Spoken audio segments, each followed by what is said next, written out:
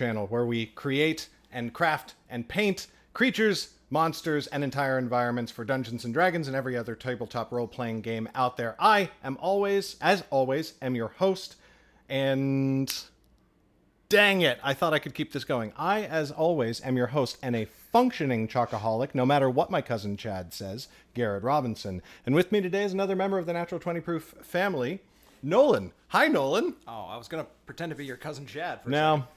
No, sadly, we didn't.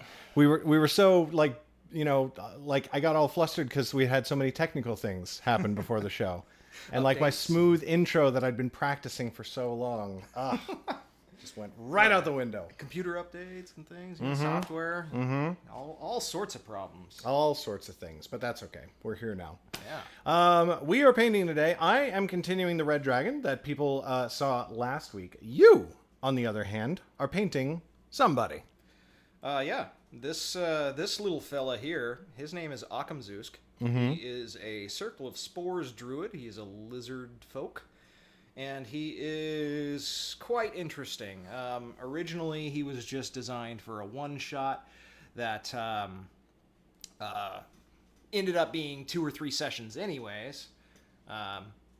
And I kind of fell in love with him. He was simple to begin with, just kind of a real easy one-dimensional character, simple lizard folk just trying to like collect food for his clan or whatever. Yeah. And he ended up just being a whole lot of fun to play. I love him mechanically. And then on top of that, he just started developing into a character that was more interesting than he was ever designed to be in the first place. and that's great. I love it. He's one of my favorite characters, and he doesn't even get to be played very often anymore. So I know, it's a bummer. He was the in the online campaign, right? Like the Skype call sort of thing. Mm-hmm. That then once some restrictions eased off, we stopped that one. Yeah. I unfortunately am not able to play online. It really wigs me out, and I don't like it. Angus, would you be able to help me get the autofocus? Oh, no, it's back. Hey, never mind. Hey. Look at that. But my brief interaction with Achumzuzk was interesting, and I believe I have heard more stories about him than anybody else from that campaign. I've heard about him from Jesse, from Bridget. I think I've heard about him from Crystal, even. Yeah, probably. Yeah. He had some interesting interactions. Yeah. Nearly got himself in trouble and lucked himself into a bluff more than once. So that sounds like probably a lot of people's D&D characters. We also have some other interesting things going on today. One is opening my water jar, but another is you have brought a new beer for me to try. Describe it to me again before I... Well, it's a Hell-style lager. It's from a local brewery called Crux out of Bend, Oregon, and it uses I'm fairly sure it's a German-style lager yeast, but the hop profile is actually a little bit different. They're German noble hops. They're derived from German noble hops originally, but we actually have crystals and fuggles in there according to the can. Okay. Fuggles being a predominantly UK hop, which has kind of a spicy, earthy tones, a little bit of herbal notes there. Pretty common for many of those UK hops like that. And then Crystal also has kind of a woody, maybe even a cedar kind of tone. And fuggle, of course, also a word that sounds like it should be dirty but isn't. So you can make it dirty. I mean, you can make anything dirty. So apparently I'm supposed to like this one quite a lot, and I've been setting up the stream in this, again, very warm garage for quite some time, and restraining myself from sipping it. So now we get the full sip effect happening on stream. Here we go.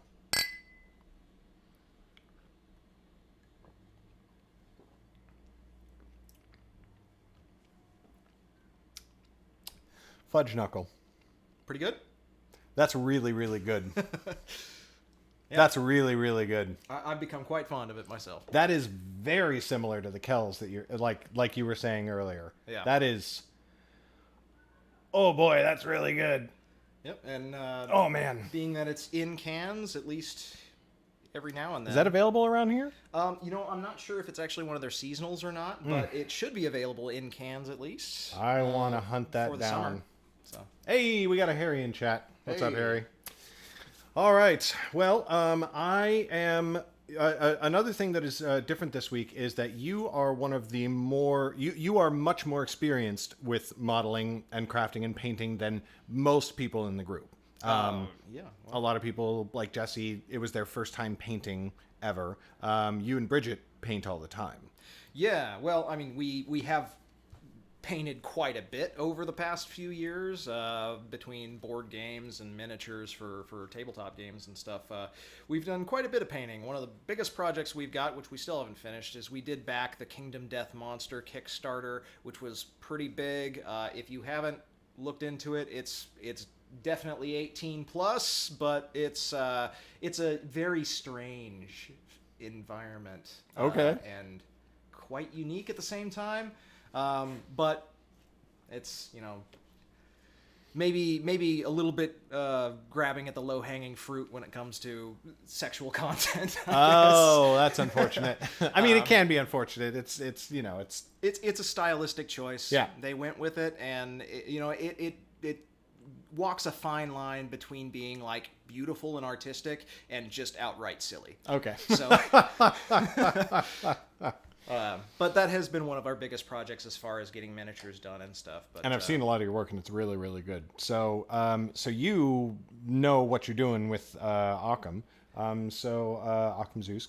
I keep just thinking that his first name is Achum. Do people is that his nickname? that you're the first one who's said it shortened that. Really? So yeah. Well, I'm gonna keep doing it. But yeah, Achum works. You know, Achumzuzk. All right. Well, then let's get into it. I will kick on some tunes for us and for Stram. You know, whatever is the quickest, easiest path, right? Exactly. You know, something Achum something maybe. It's like an Occam's real sharp thing. Yeah. Something like that. Yeah. I don't know. There's a metaphor somebody could make there. Yeah. I know you have a bunch of your own paintbrushes and paints. Feel free to grab anything that you feel like you need as well. All right. Yeah. Well, I'll try not to kick the table too much for the sake of the stream. I know, right? But yeah, let's see. Where do I want to start? I think I want to do. Still focusing, or did I turn it off? You know, might just be a good idea to start with the scale tones, I guess. Mm-hmm. Not really sure how I'm going to go about it. I want to go with a green and some yellowy belly notes Right. on the bottom of his tail, where it is going to be probably the only spot where that's going to come through. Are we going to share a palette here?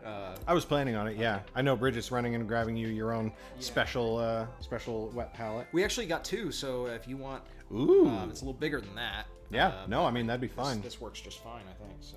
I'm honestly debating with myself how to approach the rest of this dragon, because I should have thinned out the Nolan oil. I'm not as familiar with it as with some other things, and so it's a little too dark now, and I don't. On the wings or just in general? On the red scales specifically. Okay. So I finished the yellow. I gave the yellow like a final highlight, and I don't want to touch the yellow belly, which enabled me to glue it to the base, which is really good because before I was handling it and I just kept rubbing paint off everywhere. So now I have a painting handle for it, and I'm kind of in a quandary on whether I want to dry brush all the scales red or whether I want to go in and sort of individually paint them. One is obviously going to take way longer than the other. Yeah. I don't know. That's really the main deciding factor is how much time you want to spend on it. And then also, like, how much do I think dry brushing would get on the yellow, but more importantly, how much do I think dry brushing would get on the flying stand, because I really want to avoid that. Yeah. Well, I think if you're just doing the red scales, you can probably avoid most of the issues there, but Maybe. My recommendation would be, in terms of time and quality, it would be start with the dry brushing for most of the piece, and then go back in and custom do a couple Areas pieces where here. I can't, yeah. All right, that's what we're going to try first, and we'll go on some sort of out-of-the-way areas first. And that way, if you can't reach some spots with the dry brush, you can go back in and fill them in too. So Exactly. that should be really good. Yeah. What do I want to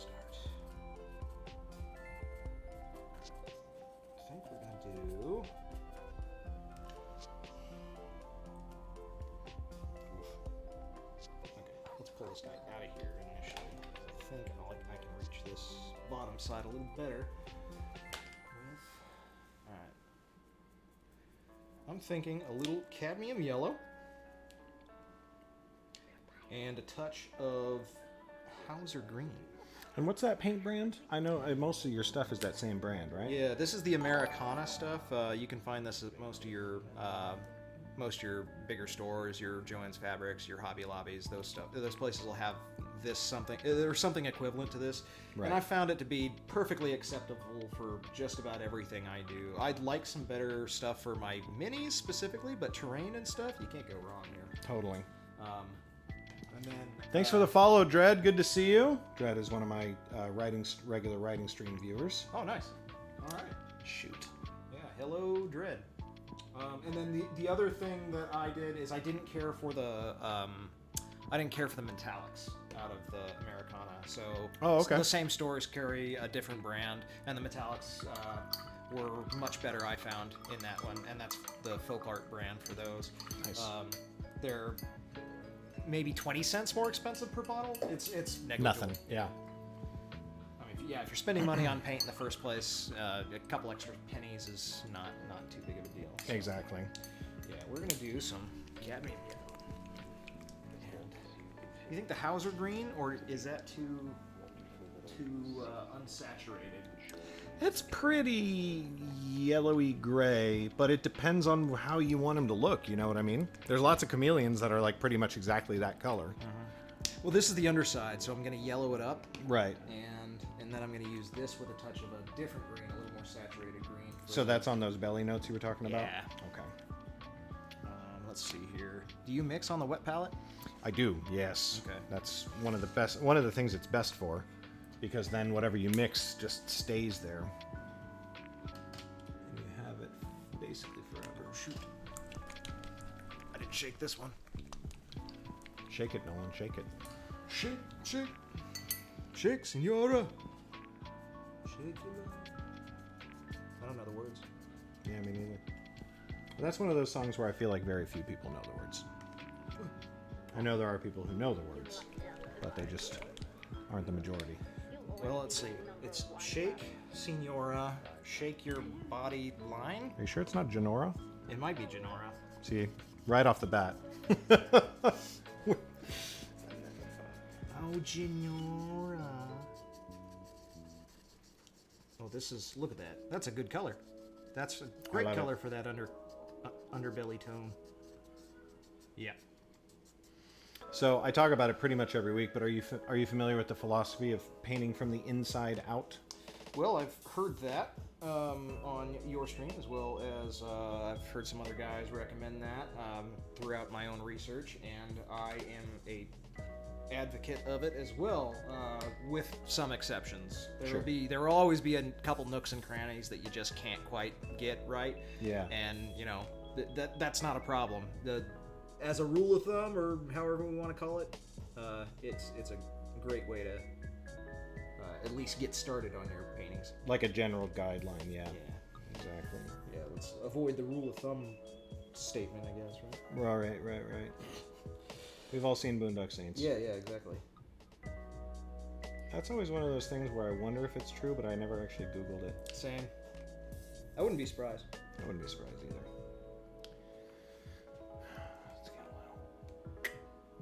Better view of the action here. Yeah. Okay. I think I'm gonna have to go with. Individual scales. Totally. Yeah. I tried dry brushing and I immediately started hitting areas that I didn't want to hit, and the red didn't look the way I wanted it to, and then I went in with the paintbrush and it was perfect. So here we go, stream. Next 3 weeks, this is gonna be me. Maybe not 3 weeks. Oh, I got his actual butt cheek too. Nice.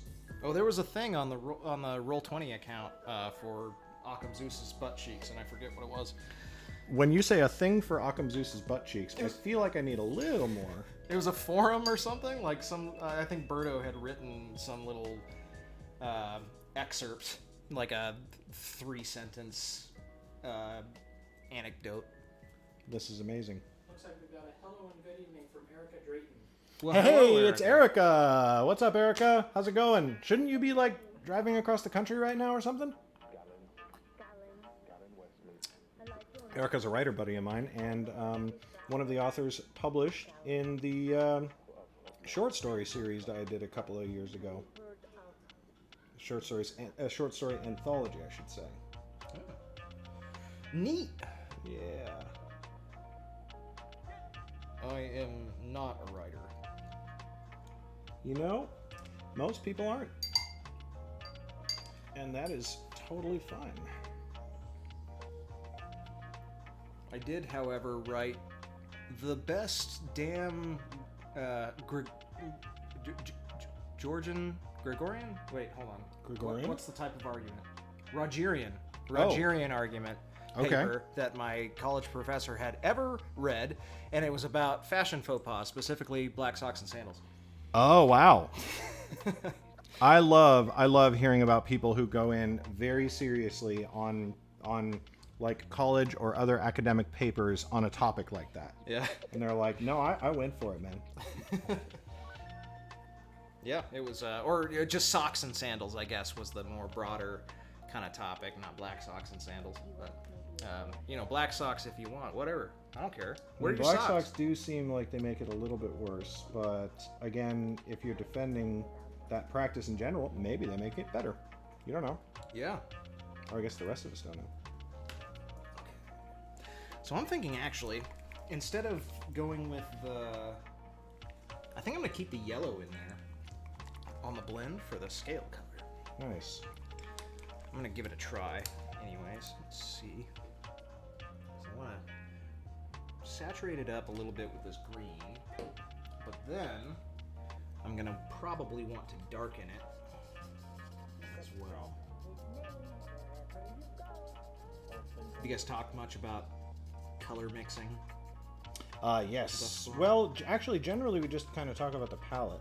Okay. So go into a little more detail on that. Well, I don't actually. I just free eye it. I don't know. I mean, that's kind of what I do too. Yeah, I assume that's probably the common tactic, but I go with I'll put color 1 here. We can actually get the palette in here a little bit. So I'll sort of put color 1 in this area, and then I'll put color 2 over here, and then I'll gradually bring them together in the center until I've got the right mix, and use that as my baseline as I keep bringing in more of each color to provide me with the quantity that I need. Ooh, that's too much. Oops. Nope. Let's see if I can salvage this. What you reading there, Chester? Nothing, Oscar.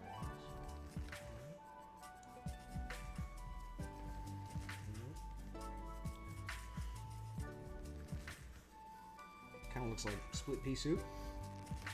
Oh, Erica said she's not driving until August 24th. Well, good luck. She is moving from West Coast to East Coast and driving a truck all the way. West Coast to East Coast, huh? Yep. I usually hear of people going the other way. Yeah, that is the slightly more common story for sure. But, well, I don't know how much personal detail Erica wants me to get into, but that is what is occurring.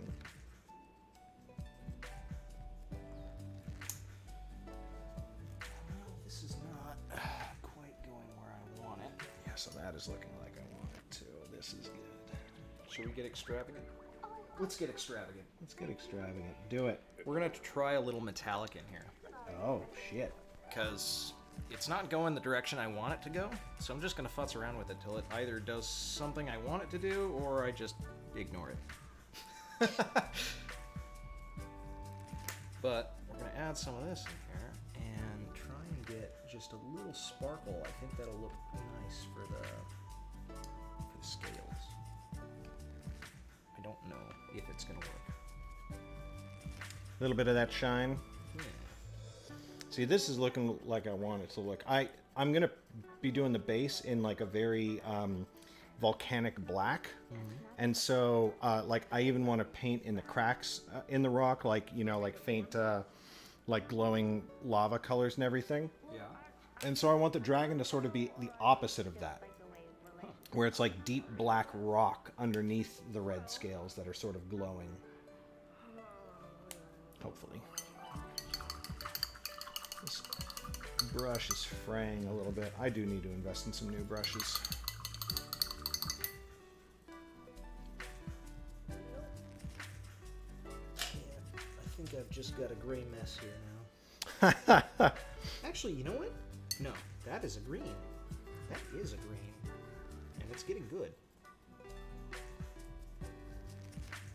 Sorry, I'm kind of like leaning over the top of this thing. It's all good.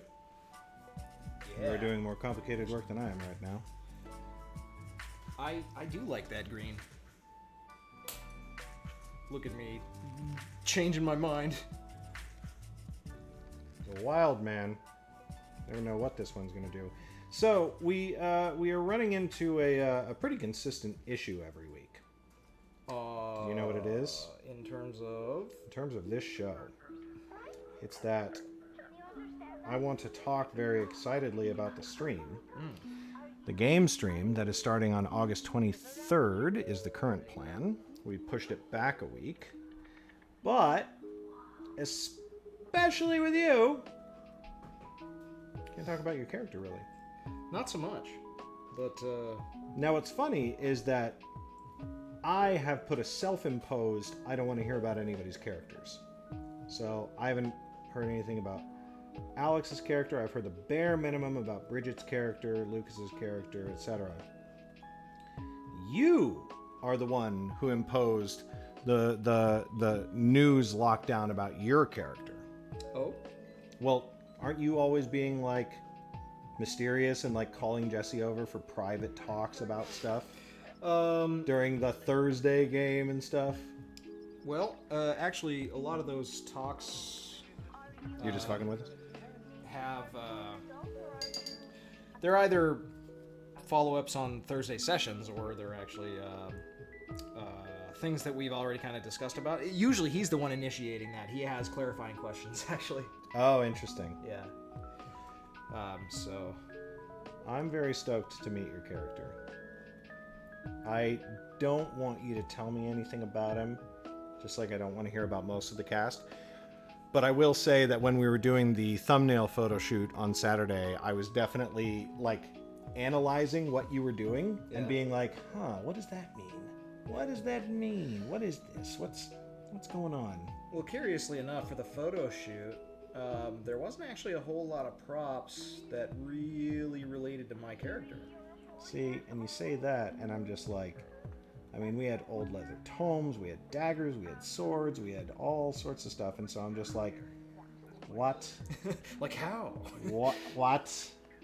All right. So the thing is that there were a lot of things that are close, but they just weren't quite right. Okay. So, like, non-spoiler stuff I can tell you is I posed a lot with a bow. Well, Okay. I use a crossbow, Okay. not a regular bow. Okay. So, I mean, that doesn't really tell you a whole lot about my character other than, you know, what I might be doing in combat, but, Still interesting. yeah. But, yeah, that's kind of, a lot of those questions, like I said, are actually initiated on Jesse. There is a touch of homebrew to it, not much. Uh-huh. Honestly, it's like the least homebrew out of any of the characters I've played in any of our campaigns recently. Really? And I don't actually even have that much in general. Usually not. Ren, for sure, is one of the most homebrewed characters. Stuff for Hey You is a little more circumstantial. Right.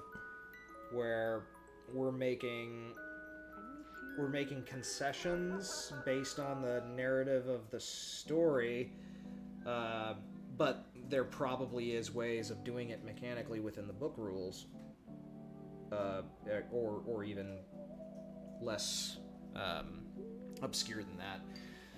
There are ways of doing it mechanically in the book rules. Right. But, one of the things I've been doing with Jesse is I'll have a plan for like what feat I'm taking or what kind of a thing I'm doing a level or two down the road, and I might implement a certain piece of that, even if it's non-functional, just for flavor. Right. An example of that is on Hey You, he grew some wings. Right. Well, there are options for Dragonborns, at least in the Unearthed Arcana, to take a feat that gives them wings. Right. So they're starting to develop. Yeah. So they are non-functional right now, but they have shown up earlier than I would have actually taken the feat. I was wondering about that specifically, so that's really cool. I like that. So a lot of the side discussions that I initiate have more to do with that stuff than anything. Interesting. Yeah, but Jesse's excited about my character. I think I was one of the first people to give him fairly full information about a character. Yeah. So you were up there too, because you had Hellry for the same one shot that Achumzuzk was part of initially. Right. But I am also excited about it. Bridget also seems very excited. Every time I start to talk about it, she just goes, yeah. Does she really know everything? About your honor character? Did she tell you she knows everything? She said that she knows. She just said that she knows. She didn't say how much. She knows some. Okay.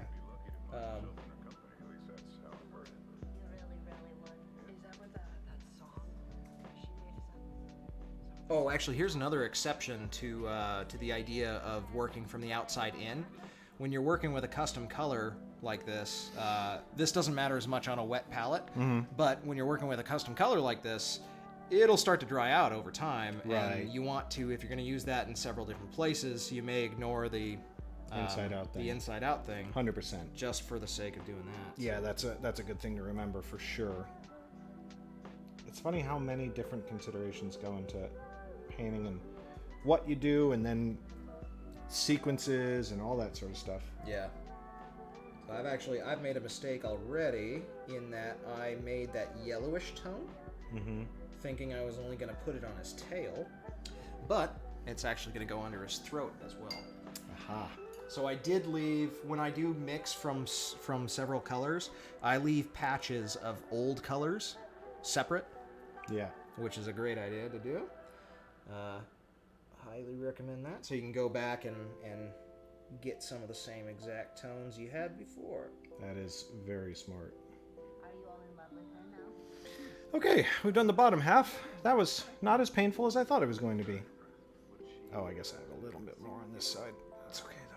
You know, when you're alone, Well, yeah, she sings me all the time. sing with her.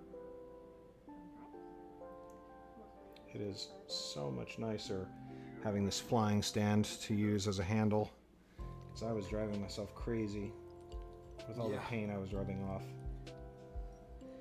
Well, this is the first time I'm really going to be using these holders. Yeah.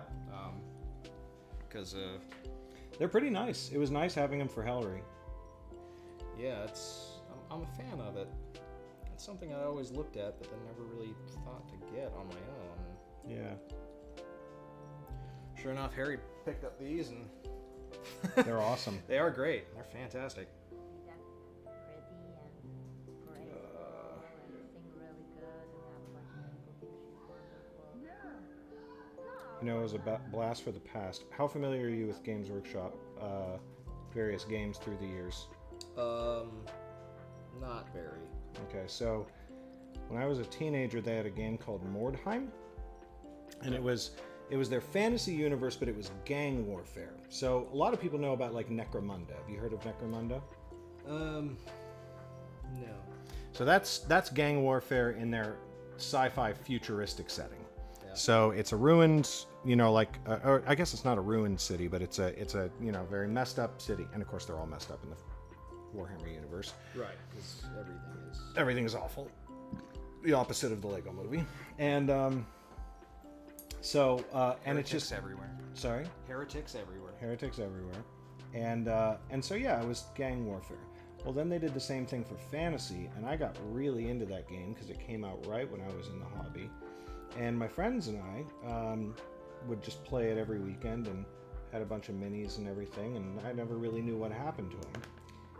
And Ashton down in Sheridan, Yeah. Went over to his place last Friday, like I normally do, and he busted out his Mordheim minis, including his Ratman gang that I had painted and given to him. Huh. And not good paint jobs, but it was still cool to see something that I had painted like, 20 years ago or whatever it was. Yeah. That's pretty cool. Yeah, he's teaching his kids to play it now. He hasn't opened he hasn't like even taken the minis out in a really long time, but he assumed that I knew he had them. So when he busted them out, I was like freaking out, and he was like, dude, I've had these sitting in my closet since I moved here. Huh. Like, you could have seen them any time, and I was like, I had no idea. It was crazy. Yeah, that's pretty wild. Yeah, I never really, for as much as I'm into like board games and stuff, I never really did do a Warhammer or any of the Games Workshop stuff so much.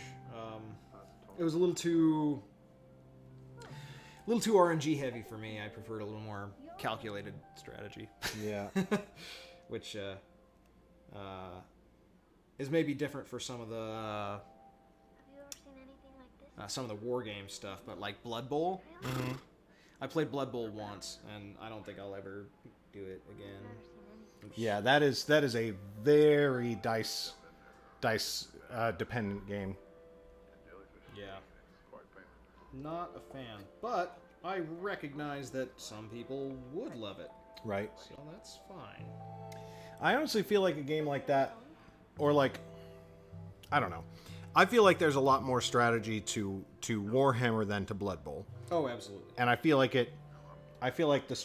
basically the more dice, the more strategy there is, because things average out more quickly. Yeah. In Blood Bowl, you might only roll 50 dice in a whole game. Mm-hmm. And so the variance can be huge. In a game of Warhammer, you're going to roll hundreds of dice. Yeah. And so the variance isn't going to be that crazy most of the time, although, to be fair, I've had some games where I just absolutely wrecked, or got wrecked, although mostly wrecked. I was really lucky when I was a teenager in RNG terms, Yeah.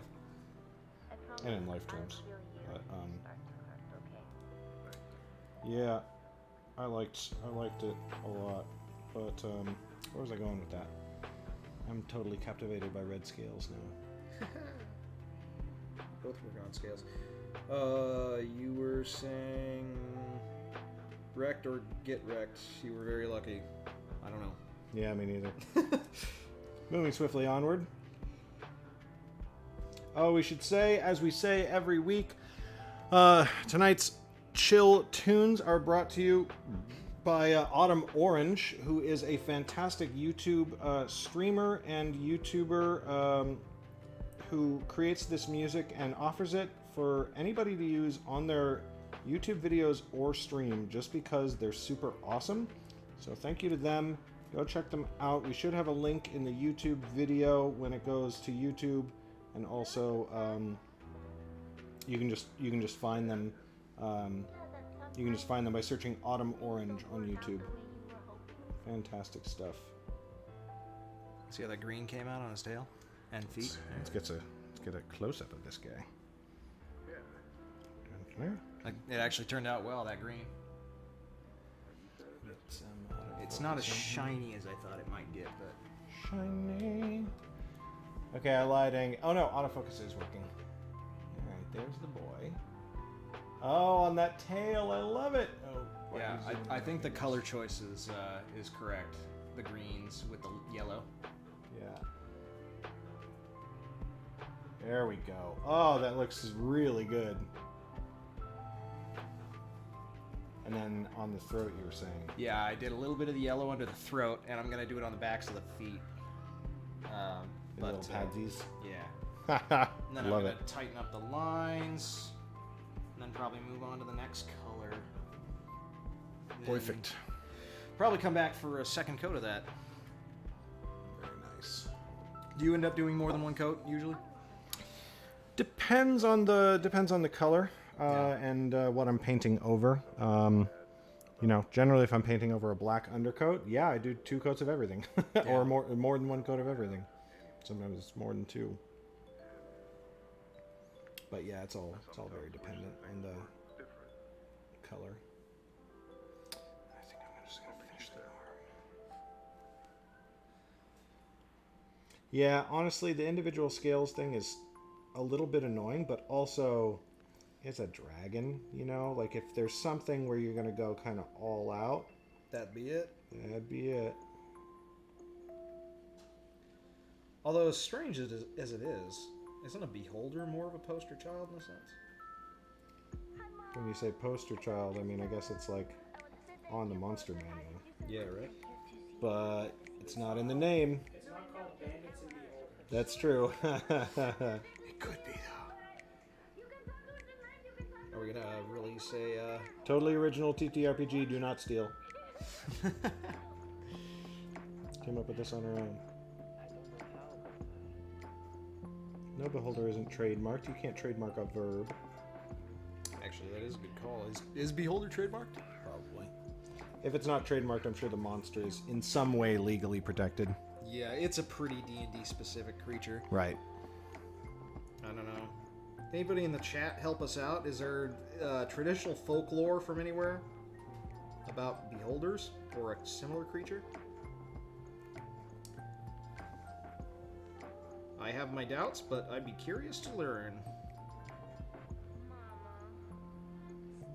Considering some of your viewers are international, we might get some interesting responses. Mm-hmm.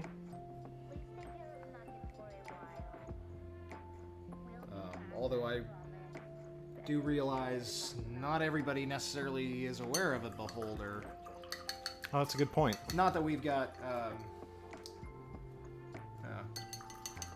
I feel like anybody watching now probably has at least a base idea of D&D. Hopefully. Half an hour in. What is this? What's going on? Yeah. You know what's actually a little bit silly? I think I have what? I have 1, 2, 3, 4, 5, 6 dragon minis of various sizes and descriptions. I do not have any beholders. They're such a weird thing because they are like so decidedly D&D. Right. Yet no, I think I've fought one in all of the hundreds of games I've played. Yeah. I think I fought one once. Really? Yeah. Interesting. I just don't see people put them in their dungeons very much because they're kind of a make or break kind of creature where you can really get a cool campaign focused around what they do. Right. But at the same time, it'd be really easy to just screw that up. Yeah. Because they're versatile creatures and curious creatures? I don't know. Yeah. Their motivations are boundless, so... Very strange, for sure. There's also, I think, the factor that they are just like... A lot of different creatures are easy to thematically tie into something, even if they're not the main focus. Yeah. Whereas beholders really do have to kind of be the main focus. So, like... And I'd say even dragons are easier in this regard. Like, even if your campaign isn't focused on dragons... Having a dragon in is... It's easier to integrate them because if characters ever need a very powerful magical item or artifact, somebody can tell them, oh yeah, it was last seen in the treasure hoard of this dragon. So, like, you're going to have to go fight a dragon even if dragons don't have anything to do with the whole rest of the story. Yeah, just because they're tied in so heavily to the environment of D&D. Yeah, and having treasure and everything. Whereas, like, I mean, what's a beholder going to have? Maybe knowledge. I guess that's a way. Well, beholders do have quite a collection of curios. They're just not necessarily monetarily important. Right. Which I feel is going to make a lot of players be like, no, it's not that important to me. Yep. Like, thanks. I mean, I would like it, sure, but I'm not going to go fight a beholder for it. Yep. I mean, the prime example would be Xanathar's fish, right? Yes. The famous fish from the cover. Like, that's his most precious possession, and like he definitely has things that are more important to any of us Right. if we were to see it. But He really just cares about the fish. don't mess with that fish. mess you up. Xanathar. You know, when I learned that Xanathar was a beholder, I was a little disappointed. I like the name. Oh, but why is that disappointing? Oh, because I thought he'd be a kick-ass character from Gygax campaigns, like Mordenkainen or something. When I found out he was just some, beholder. You know, he's a cool beholder and all, but definitely not as interesting to me as you thought it was going to somebody be. like Mordenkainen. Yeah. I definitely like Xanathar's notes throughout the book, though. Oh, yeah. Those are amazing to me. Absolutely. Yeah, I don't mean that he's a weak character or anything. Just that, like, I would have liked to have gotten more insight into the, into the history of D&D and Gary and his own personal games and stuff, if that were a thing. Or even not necessarily Gary, but just, any of the old TSR guys or just Totally. some of the people who work on this stuff now in general. Yeah, I see that. I see what you mean. You know what's making this a little bit faster? I've taken not a dry brush, but just a regular paintbrush, and I'm kind of dry brushing with it, and it's actually working. It's hitting the spots that I want to hit, as opposed to the dry brush, which was just kind of getting everywhere. And it's sort of like a wet dry brush that's still leaving my recesses untouched. Huh. So that's definitely saving some time. Yeah.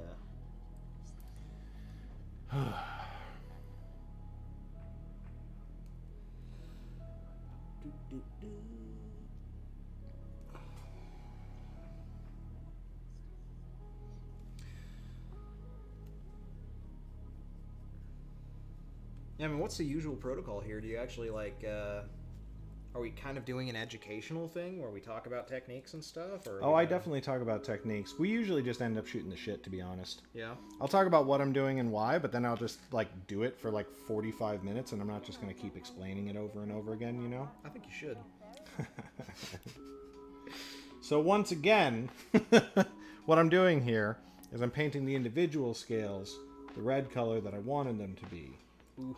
Just as I repeated 10 minutes ago. Yeah, tell me what's more, bud. Well, as I was saying, what I'm doing now... You know what that kind of reminds me is, that scene in Willy Wonka in the Chocolate Factory where the guy programs a computer to tell him where the golden tickets are. Oh, sure. And the machine gets all snarky with him.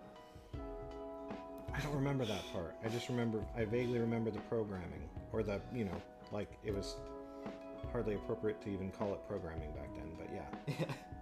Well, yeah, he said something along the lines of, now this computer will tell us the exact location of the remaining 4 tickets.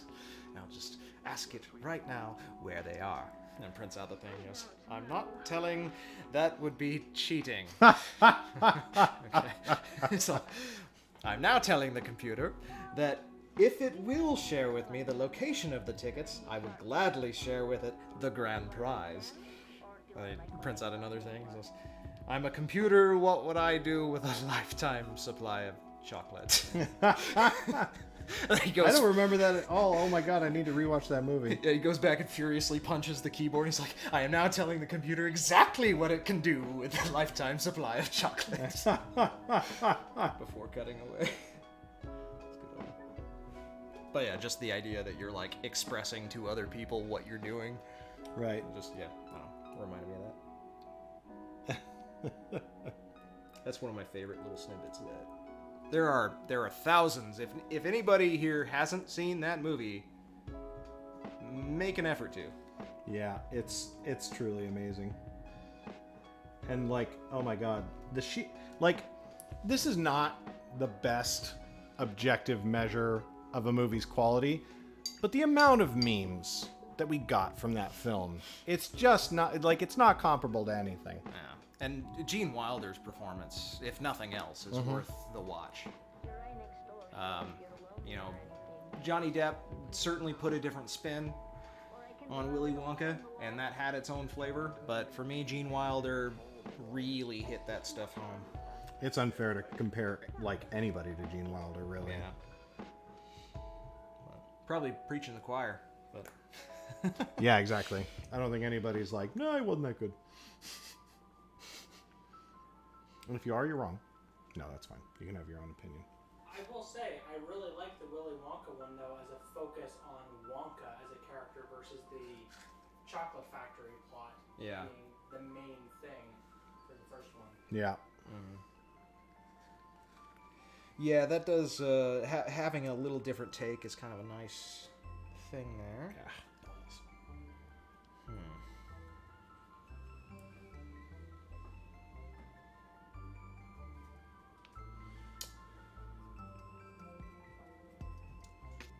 Boy, I'm thinking the rest of him is going to be really easy. Yeah.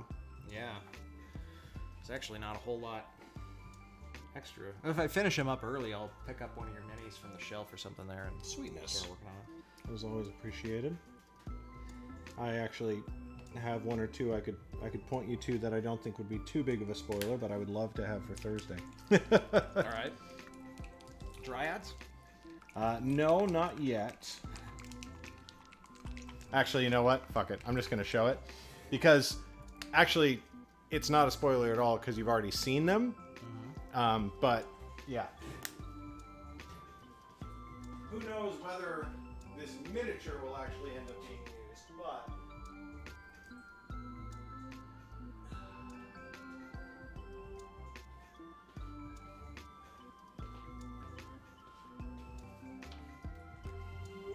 Aha!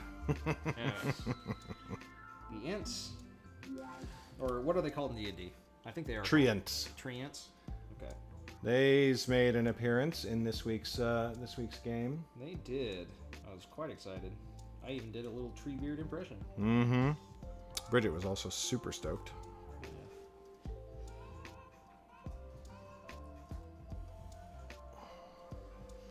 It's funny the different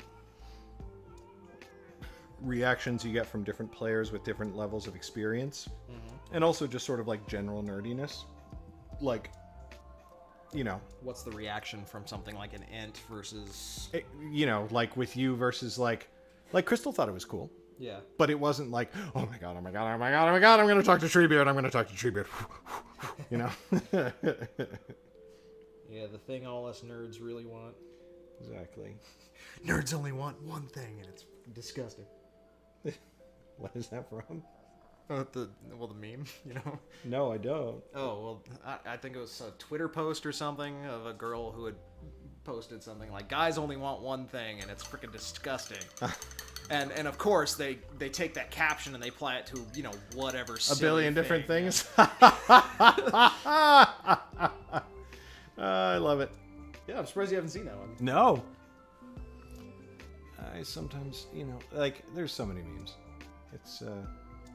It's almost like that's what we do now. Right? As people. We just meme.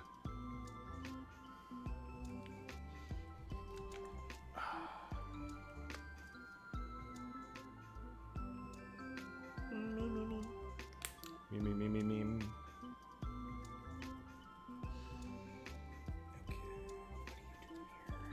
Let's see. Can I get in there? Can I actually get in there? Can he do it? I think I did. Hey. I think I really did. You're doing it, Achumzuzk. You're using your imagination or something. Drifting slightly into Kermit territory there. You're doing it, Achumzuzk. Zuzk. You're doing it. I don't believe it. My kids, like most kids these days, are very into TikTok.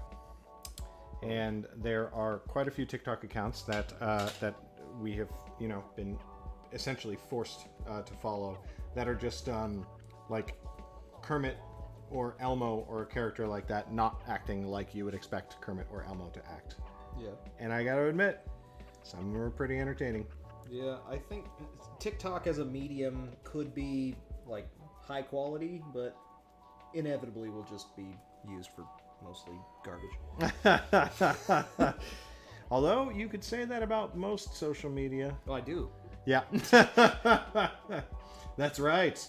The one person on the group who made things a little bit difficult back in the day by not being on Facebook. Yeah. And who could blame you? Yeah. Yeah, I never did. Not even back in high school. I never did once get a Facebook account. I had a MySpace once for the band, but never for anything personal. Yeah. It is kind of all trash, isn't it, though? You know, it doesn't have to be, but for whatever reason, we try really hard to make it that way. Yeah. It doesn't have to be, but it is. And that is a disgustingly gross generalization, but... Sure. But, I mean... I think that's the inevitability of any form of communication in the human species. Yep. Same reason even for old cave drawings and like carved art, you'll find dicks painted places. Yeah. I think there's some famous ones even. There's several crude drawings, I think, in the Giza pyramids. Mm-hmm. And Well, when they dug up area. Pompeii, there was lots of things written on walls and graffiti and stuff like that, and it was like, this is Chad, you know, Greg has a little penis. Yep. Except it was, you know, Pompeii was Greece, so it was like, this is Telemachus, you know. Why are you pinkish? But Pompeii was Something Italian. Mediterranean, wasn't it? It was an Italian colony at the Okay. time, I believe, or Did- Roman colony at the time. Yeah, so, you know, in Latin, you know, this is Brutus. Cassius has a little penis. Yeah. I think, is Pompeii down? Because there were two big ones. There was Pompeii and Vesuvius? Uh-huh. I think Vesuvius is the Greek one. Okay, that makes sense.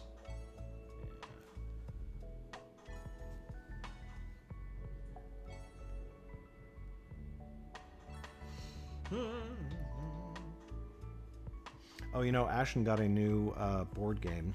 I don't know if you've heard of it, but it's a car racing game. Board game. And the mechanics of when he presented it, I was like, okay. The mechanics of how the game is played are really clever, and it's become one of my favorites. Which, what's it called? I do not remember off the top. I just thought of it. I played like 4 or 5 games of it. So it's racing? Yeah. Cars? Cars, yeah. Downforce or Formula D? Neither one of those sound familiar, Okay. but that could just be my faulty memory. Those would be the two common hobbyist racing games that come to mind. But like, when you say hobbyist racing, that sort of sounds like collectible cars and stuff. Oh, yeah. I mean, as opposed to like big box retailers, it's not Monopoly. Oh, gotcha. Okay. Anyway, if we get you over there for another Friday, I definitely want to try to introduce you to it. I think you might like it. Yeah. So what?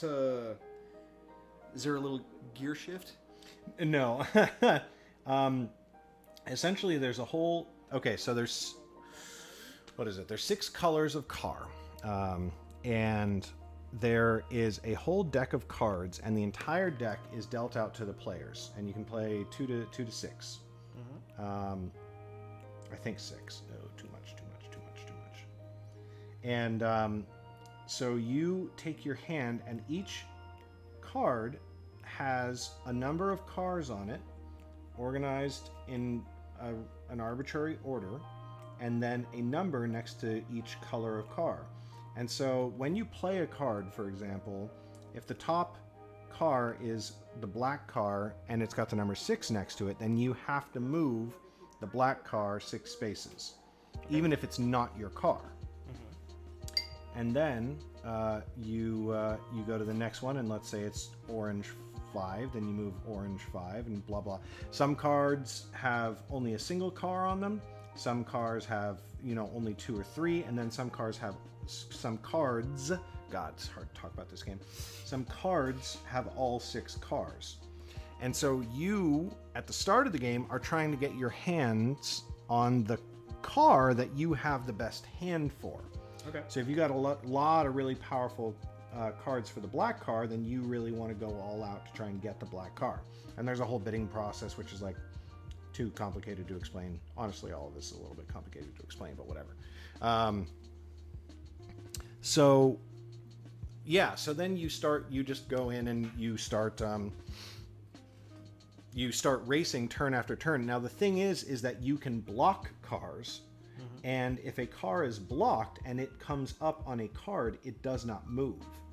And so you might have been sitting on a card that's really good for your opponents and not good for you, but then that opponent gets blocked, and suddenly you're playing that card just so that all those spaces are wasted and you don't have it in your hand anymore.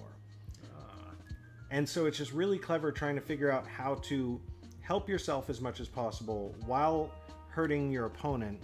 And then there's a whole nother thing, a whole nother dynamic to the game where basically what you are is you are a big, rich, like, racing magnate. And so you bet on who's going to win at 3 different stages of the race. Okay. And so if at the first stage of the race, let's say that the blue car is just way, way, way out in front, okay?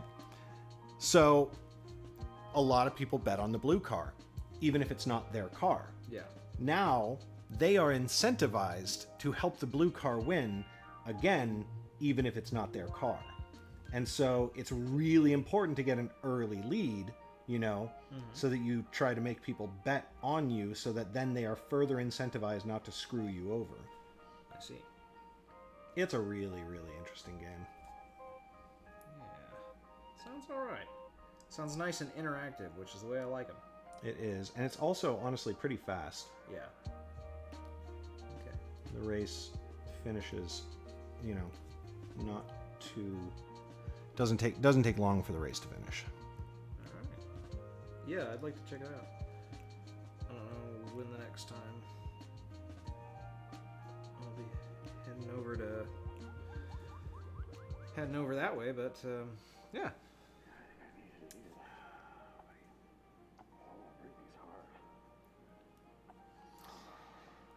I'm not 100% thrilled with the wings.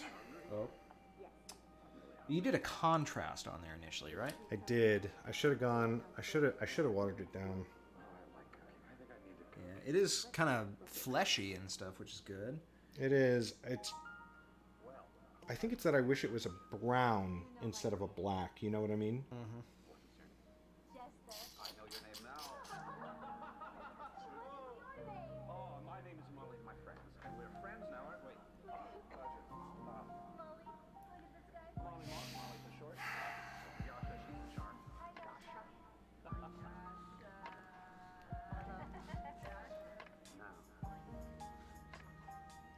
Might have to live with it on this one, and because I don't think repainting it is really going to work out for me either. Yeah.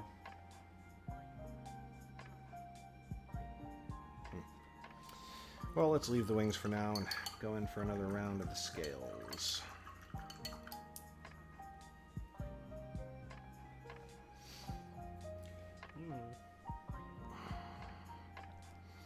How's he coming along? He is doing okay at the moment. I'm just kind of going over with a base coat of this brown on everything that's leather. Mm-hmm. And then I'm going to darken some stuff up, lighten some stuff up, and hopefully it'll look pretty good. Sweet. My biggest question was what I was going to do with the greens and whether or not I was going to get something I was happy with. Right. And I think I did. Nice. So. This is the first thing I've painted for D&D that wasn't humanoid. Really? That wasn't a flesh-toned character. Interesting. What about Hey You? I have not. Oh yeah, I guess. Yeah, because I had the metal mini for him, right? Right. I did paint that, so that's true. I had that. I'm a liar, guys. I'm a liar. How dare you? I should be flogged or something. I think you're thinking of Kane. He's into that sort of thing. Yeah. I mean, he is, but he's also into... I don't know. I don't have a joke. Never mind. I felt you going for it. Felt you fishing around. I was like, where's it going? Yeah, I didn't have anything.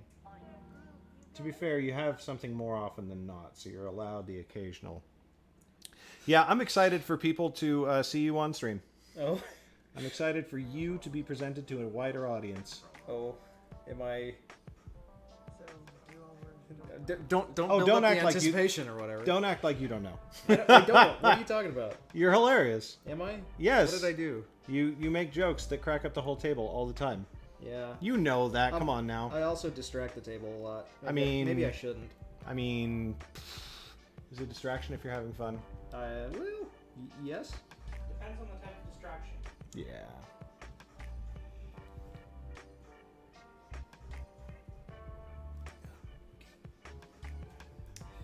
Now I am having a little bit of disappointment. My burnt umber. What's no. going on here? Why are you not dragging along the way I want you to drag along? It's pooling up where it shouldn't and not stretching where it should. Oh, that's irritating. I think I just need to thin it out, and I didn't. Hey, look at that. You and I both screwing things up by not thinning them out. Right? I think mine's salvageable, though. Yours certainly is, too. It looks great. Yeah, honestly, like, I keep thinking, dude, just, like, fucking paint the claws and, like, call it done. Because, like, it looks really good. Yeah, it's pretty good. I just want it to be, you know, like... I'm not trying to win Golden Demon. I'm just, you know, I want it to be nice. Golden Demon? It's a big painting, mini painting competition that happens in Baltimore. Oh. Happened, I suppose, in Baltimore. Will, I'm sure, happen again one day. While we're on the sea, I'm unaware. how to talk with my god. It's some amazing stuff. If you just Google, like, Golden Demon winners, you're like, are you for fucking real? Like, these, you know, these are, like, just the best of the best. The most incredible professional paint jobs. Oh my gosh, there's a Bridget. What's she doing? Well, we have a wet palette, so I'm doing okay. Cool. But I would definitely like to have my new wet palette. Have you gotten it, or? No, I was playing. Oh, okay. Well, don't worry about it too much. You can come say hi to stream if you want. You sure can. There's a Bridget! Also, I want to look at this. How is our lizard friend doing? It's just getting some tone on him. Isn't this going to be green? What? His hat. Well, you know, it My- isn't currently because I didn't make it a leaf. That's true. So, but I would love it to be. My next iteration of Achumzuzk will be. Have you shared the voice with all the viewers online? The Achumzuzk voice? Oh, it's a great voice. I think I would like to see it. Well, Achumzuzk is very much inspired vocally by the Elder Scrolls series, both Khajiit and Argonian. Okay. Okay. It's I went with kind of the Argonian rasp in the vocals, but in terms of cadence and delivery, more of the Khajiit style. I'm all about this. So I mean, I could talk like Achumzuzk has wares if you have coin. Yes. But yes. which is, you know, kind of Achumzuzk, you know, Oh yes. that kind of raspiness in there. Oh yes. But definitely talking, you know, like the Elder Scrolls Khajiits was kind of my go-to. Again, like I said, this was a one-off character that I was like, yeah, that's good enough inspiration. Right. Didn't really think about it too hard. Just said that's a good enough voice, and that's where it was. So. Fantastic. But yeah, Achumzuzk. I love him. He, so I mentioned earlier that he gets himself in trouble. Well, probably everybody's favorite one, or the one that comes to my mind at least, is the one where we were at a port and we were trying to see if we could sabotage another ship. Like you do. Because we were afraid that they were going to chase after us and beat us to the island we were going to. Okay. Because we were looking for treasure, essentially. Yeah. That was the essential. That was the rough hook, right? Right. So I dove under their ship to see if I could like disable their rudder or come up with some ideas. But some people saw me swimming around underneath the boat, and so I swam down to the floor and picked up a bunch of seaweed. When the town's guard arrived, I popped up on top of the dock, dumped all the seaweed out. And they're like, "What are you doing now? What are you out here?" And I said that I was collecting seaweed to make a tea with. And they're like, "Well, why are you doing it in the middle of the night?" And I said, "Well, the leaf is most delicate when picked in the moonlight." And that was the bluff that got me Saved through. your ass. Yeah. Hell yeah. So yeah, that was kind of a fun. Out of curiosity, what's his charisma like? Oh, mediocre. Yeah. Middling, I think. Not terrible, but yeah, certainly not great. Right. That's fantastic. I'm thinking it wouldn't have been more than a +1 bonus on his persuasion or whatever. Right. I'm thinking it probably was just a straight roll. Yeah. I love it. Being a druid didn't really. In one sense, I'm very bummed that I couldn't make the online play happen, and it just didn't jive well with me. On the other, I feel like I would have then felt compelled to create a different character for Honor, and I am so happy that I get to play Helry. Yeah. I'm very excited. I think she's better suited for an in-person campaign anyways. That's true too. As difficult as it is to really portray certain characteristics, it's way worse to try and do it over the internet. Yeah, over voice chat. Yep. 100%. That's a good point. I think we'll see a side of Helry that Wouldn't have been possible otherwise. Yeah. where the total opposite end of the coin is Achumzuzk was never supposed to be interesting, and he was. Right. So, yeah. And a strong accent like that comes across so well in online play. Yeah, that's that was one thing I did want to make sure I did is as far as character goes, you stand out a little better so the players don't know, the players can tell who's talking, and then also just in general, you command a little more presence, I think, in the game when you sound strange. I don't know. Well, I've heard people are strange when you're a stranger. Mm-hmm. Were you going to do the same thing? I heard you say people. Well, yeah. Dang it. Oh, you mean the joke? Mhm. No, I wasn't gonna do the joke. Okay, actually. good. I felt like I stole something and I was ashamed of myself. Don't be ashamed of that. I will never tell somebody to be ashamed of a decent joke. But absolutely be ashamed of your terrible ones. Yeah. Because those are bad, Garrett. Knock it off. I do have the occasional dud. We all do. That's true. Yeah, I'm kidding. But... No. You're right.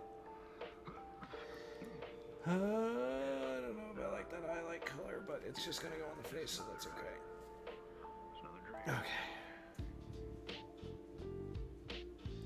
Okay, I'm going to call the scales done for now. I'm going to start going in for whatchamahoozies.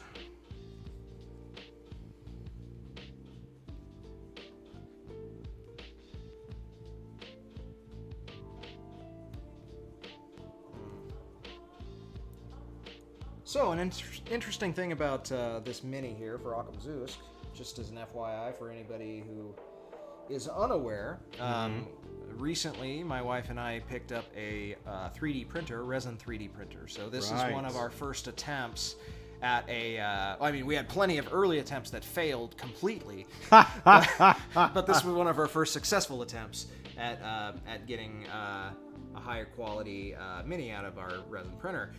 I'm still not 100% satisfied. I've got some issues with the detail and stuff on this guy, but I think it's a matter of settings as opposed to the machine being poor. So now, do you have two printers now? I thought I saw you get a printer that was what's the other one? FDM? Yeah, so we have an FDM printer. We got a Ender 3, Creality Ender 3. Yeah. And we got that one squared away without too much struggle. Well, actually, I struggled a lot, and then Bridget went in and just took like some of the notes I had and fine-tuned them a little bit more and came out with perfect prints. And I was like, yeah, Nice. maybe I'm just bad at this, and she's got the magic touch here.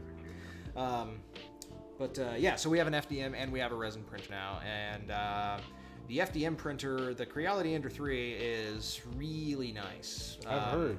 The resin printer we went with the Anycubic Photon Zero. I do have some issues with it, but for the money, it's still a good machine. Yeah. My main problem is that they've made from what I can tell, they've made the slicing software proprietary, so you can't use an open source like Chi2Box on the Photon Zero. What is the slicing software? I am very out of touch with this whole side of creativity. So when you get a 3D file, like a model like Achumzuzk here, you get something called an STL, which is your stereolithography. Is that Sounds right. stereolithographic? It's some thing like that. There's stereo and lithographic in there. I know that for sure. But anyway, so you get an STL file, and that's just a 3D object. That's the way your computer stores a 3D object. Okay. Now, in order for that to be useful to your 3D printer, your 3D printer doesn't look at a 3D object in a 3D sense. They look at it as layer upon layer. So you use a slicing software like Chi2Box or Anycubic's proprietary slicer that they have, or tons of there's several of these. Just about any company probably has their own, and then there's a handful of open source ones. That takes your 3D file and divides it up into the different layers so that your machine actually knows what it's printing per layer. Sure. And that is that's what the slicer is. Interesting. Okay. So And they made theirs proprietary, you were saying? yeah. So they have a format for their sliced files that is the Photon Zero won't recognize any other file other than their sliced files. So when you get a 3D object, it's an STL. When you get your sliced file, it'll be any number of different suffixes. Got it. Depending on which program sliced it. And so theirs only works for them. Yeah, theirs does not work for many different file types, just their proprietary Photon slicer. There's been a few people I've read forums for workarounds where they take a Chi2Box sliced file and they run it through the Photon's software afterwards. Okay. So they can get a workable file, but they can still build the miniature, like build the supports and stuff like that in the other slicer. That's the other thing you would do in a slicer, is you would tweak with your settings for supports and stuff like that to make sure that it prints okay. Interesting. Okay. A whole new world. Yeah. As the mermaid says. But if we are inclined, we can certainly bring on some 3D printers for this show, even and show off a few of the options that way. So, Yeah. if people are interested, let us know, please. We can. So, certainly do that. how long does a model take to print, though? Because I feel like watching that might be. Oh yeah, we would just talk about we'd talk about the settings and we'd come back to it when it's done. So, Okay, cool. If I were to print a model the size of Achumzuzk on our FDM printer, Yeah. that might take 3 to 6 hours or something. Yeah. But kind if of I were to what I print thought. it in resin, depending on the machine, for our Photon Zero, the smaller your layer heights, the longer it's going to take, Uh-huh. and the smaller the layer height, the better the detail, Okay. generally speaking. I think there's some caveats to that where if you get artifacting, it'll look bad no matter what, and things like that. Gotcha. But Somebody in chat said Achumzuzk is a badass. I think that's Bridget. Yeah. Yeah. it is. So No, some random stranger on the internet. I did mention that he was fun to play mechanically. If anybody's interested in playing a Achumzuzk style Circle of Spores druid, Circle of Spores is a lot of fun for a handful of reasons. Yeah, give me the basic breakdown. So, Circle of Spores, you have a you have the ability to swarm somebody with mites and pestilence on your turn, which will cause them to. You can just trigger a certain number of damage every turn based on that. I forget what that ability. Something Halo. Okay. Halo of Spores maybe is one of the abilities. I forget the names. It's actually been a while since I played Achumzuzk. But you have the ability to, when somebody enters 10 feet from you or something, you can use your reaction to deal a certain amount of damage to them based on your... Probably wisdom modifier? I think it's your wisdom modifier, yeah. That makes sense. And you can do that every round. So if you're in mid-range or melee, you can trigger this a ton of times. Wow. And it's a solid few points of damage that you can trigger to multiple targets, I believe. Because it's whenever a target enters the within zone. 10 feet. Yeah. You can potentially trigger it. So you can. I mean, that seems crazy. Yeah, it's not a whole lot of damage, but it does wear targets down over rounds. Yeah. But the main focus on him, which is not necessarily Circle of Spores specifically, but I pick Circle of Spores thematically to fit with it, is he plays around the concept of zones of control and then forced movement within those zones to trigger further damage. So you put down something like a spike growth, and that is just a set amount of damage for every 5 feet a target travels through it. Right. No saving throw or anything. It just is damage. Right. So a lot of Achumzuzk's other spells, his go-to damaging cantrips and things like that, also trigger forced movement in different directions. So you trigger not only the damage from the spell you use, but also all your spike growth damage for everywhere they go. Clever. And then when they do get too close, you use things like Thunder Wave and Force Pulse and whatever. Oh well, Force Pulse I don't think is I don't know. I don't think that is a druid spell. It's from the Wild Mount stuff. But yeah, the idea is that you intentionally push people. You force movement for targets, and they just take damage from things like spike growth. So I calculated it out at one point. He could do some crazy amount of damage at I think we only got to level 5 or something in that. Uh-huh. Do you remember what level we got to in that? Yeah, I think it was only 5. 4 or 5, I think. And even with that, Achumzuzk could potentially trigger up to 78 damage in a single turn or something, which was pretty high. I'd have to do the math again. I forget what it was, but it was good. 78 might be wrong. It might be way wrong. It might be closer than I think. I don't remember. either way, it's a fun play style because I love the crazy druid circles, you know? Before Hellry, my character for Honor was going to be a druid. Yeah. And he was going to be a Circle of Dreams druid. And like, so the thing is, when you're a druid, like, you know, just being honest, it's hard not to go moon, right? Like, because moon's just so good. yeah, But some of those circles are just so interesting. And Circle of Dreams not only came with like an extra healing pool, which I really liked the idea of, but it's essentially Feywild. Yeah. Like all kinds of Feywild abilities and charm and sleep and all these sorts of things. And I was just like, oh man, it's so cool. And anyway, I'm always really glad to see people going in for the slightly more esoteric subclasses on things, because I feel like there's some classes where like there's a lot of subclass diversity in terms of power.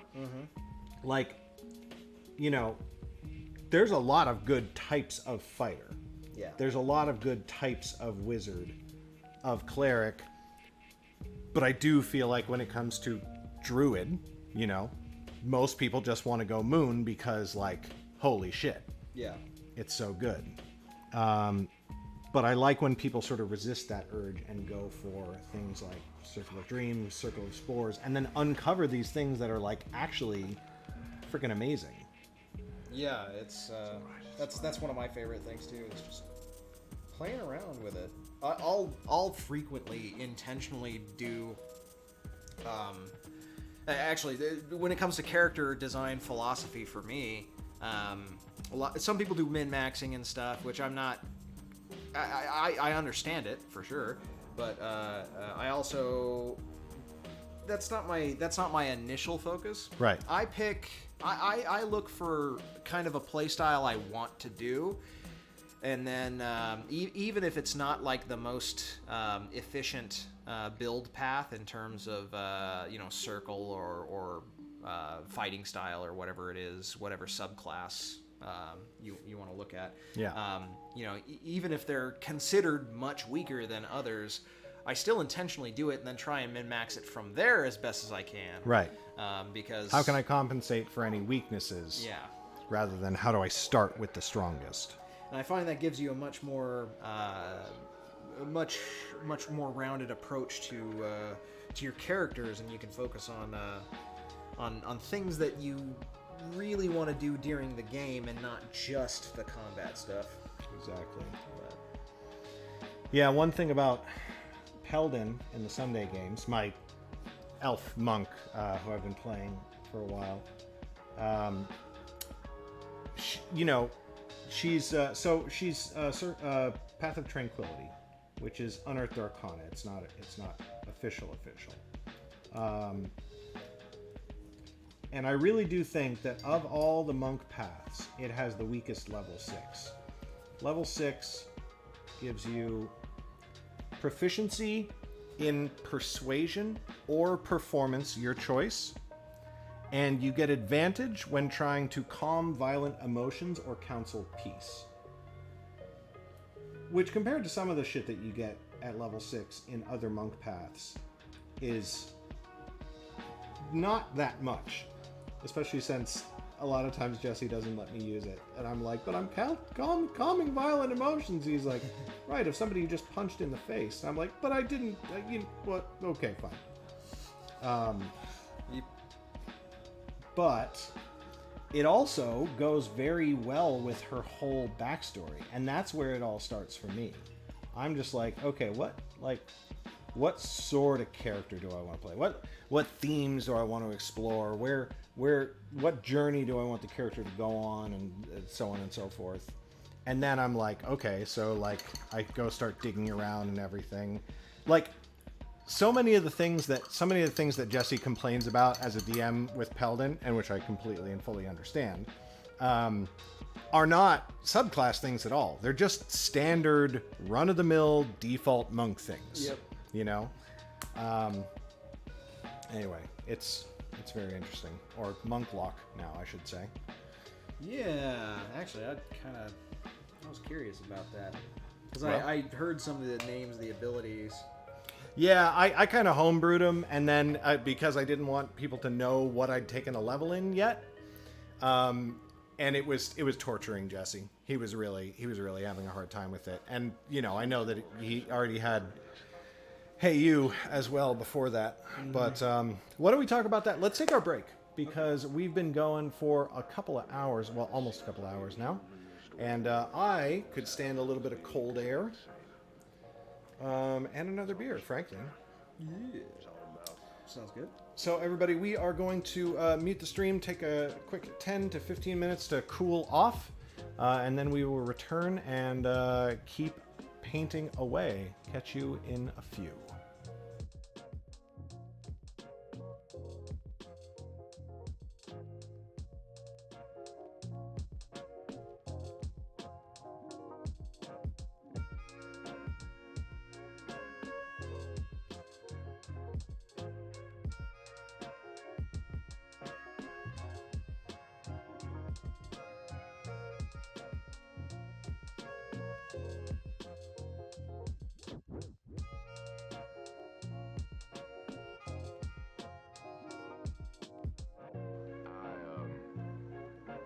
I grew up around humans and half elves mostly. You said you grew up with more of our race, is that right? Yeah, I'm Barakra. Were they accepting of you, welcoming our kind? They had to be when I got to a certain age. But even I wasn't as big as some.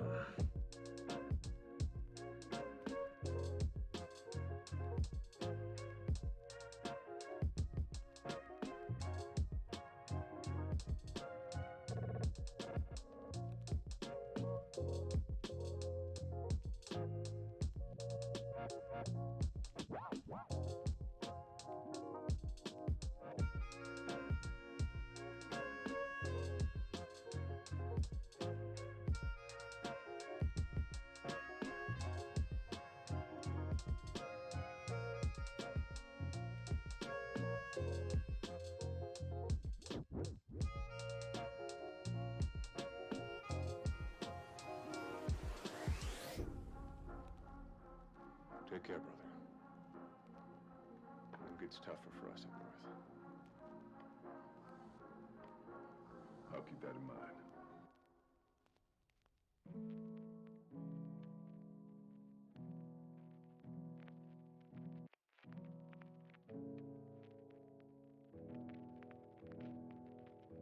I found myself reinvented when I woke up on that shore. When I wake up at night, spitting up water, it's reminders of a time when the rest of my life no longer mattered, didn't apply. I didn't care for that life, didn't care for me. I prefer to leave it in the past. It's not that I'm hiding anything from you. I don't want to bring things from my old life into this one.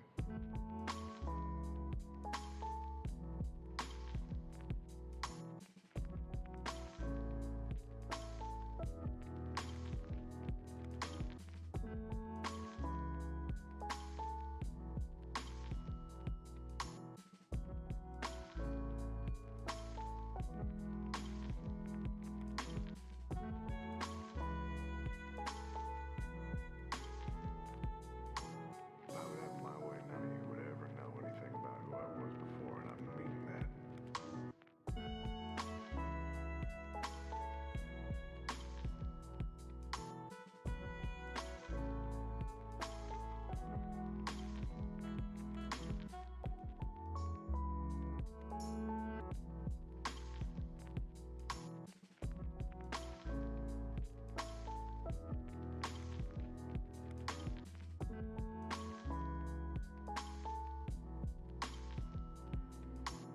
I feel like sometimes you hold on to things that make you who you are, and if you lose those things, you can fall free.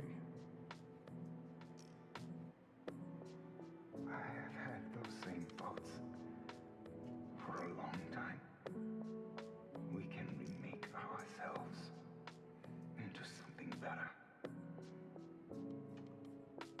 Yeah, that's what I thought I was doing.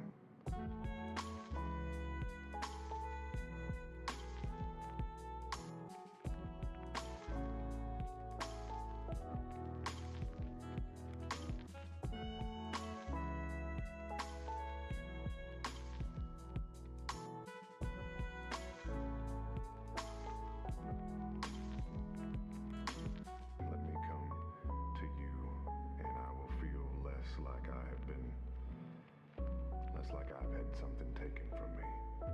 Let me find a way to tell you.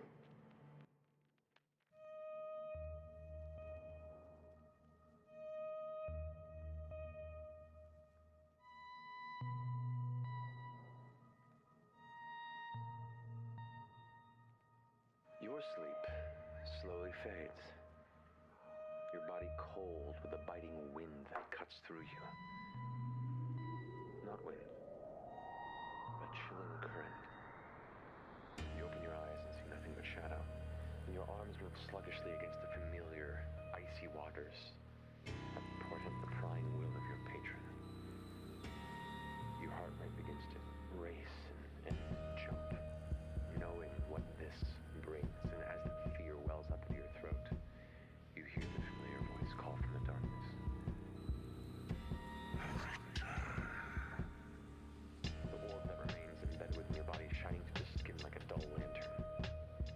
You look up from your chest to see the gargantuan lid of the familiar spotlight-like yellow eye. Try and look to the right or left, but you are locked in on this singular slitted pupil. You're unable to turn away. The panic begins to build, the voice says.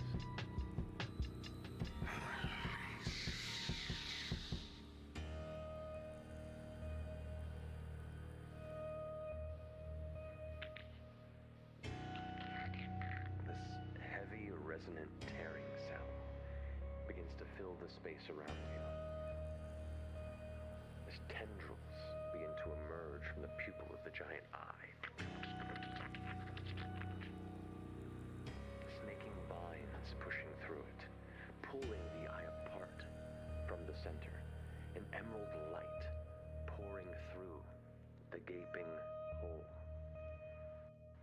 warming the waters around you. A slew of emotions fill your mind, warm, amorphous, but comforting and evoking ideas that become words. Come with me, child. Come with me, child. Come with me, child. Come with me, child. Come with me, child. Come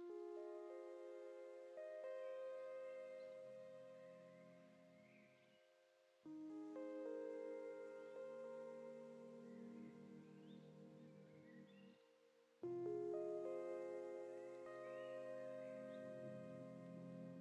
me, child.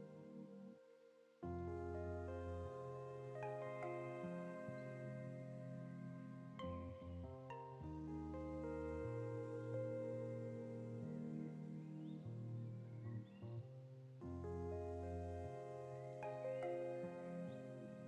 me, child.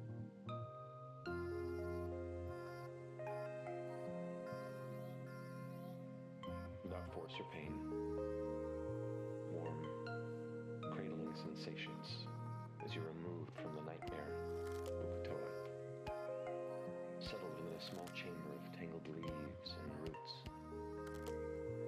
Within this mass of vines and green, you swear you can see a face, female, motherly, her eyes closed. The thoughts and emotions enter your mind once more.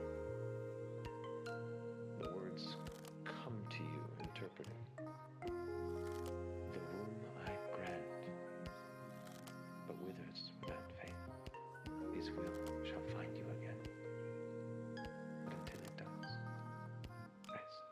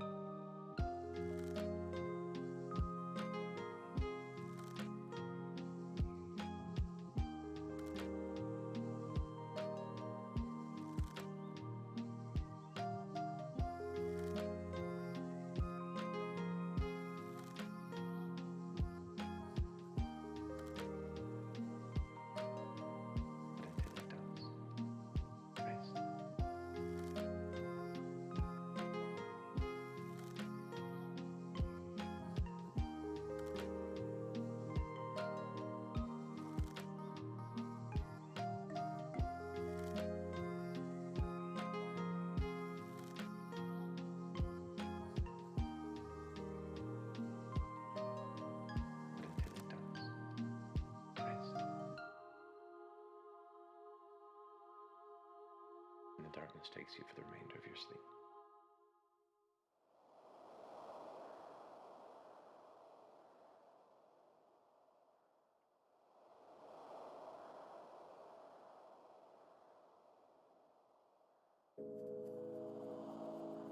So last night while we were sleeping, I had this dream like I do, and Really?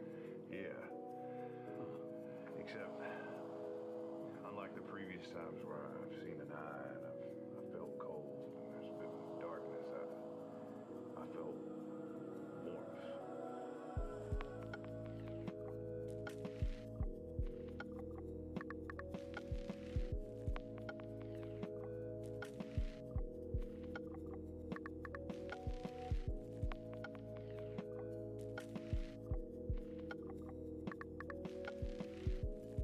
And I saw this greenery, like these vines kind of reach out and invite me forward.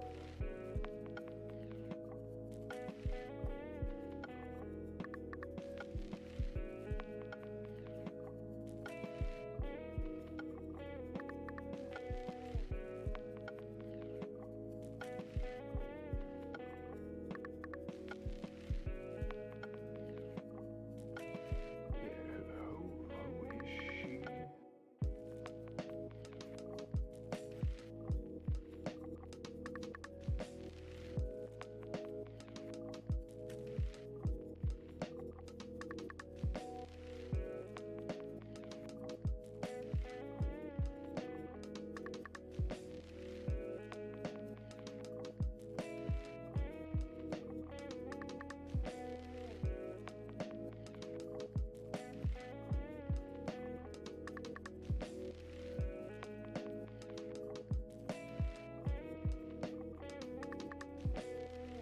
Maybe because we were so close to that giant fucking tree. But that felt really good. That would be her, yeah. What do you do to connect with her?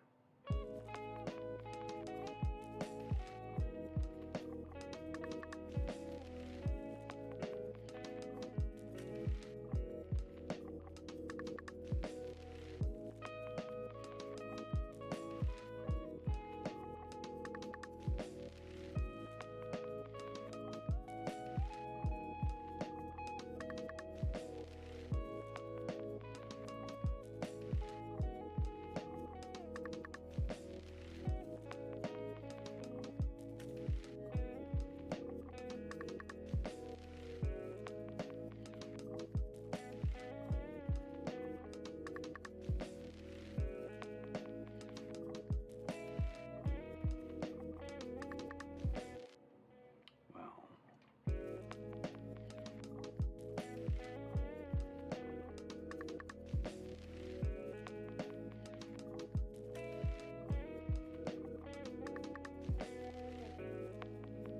she's everywhere, so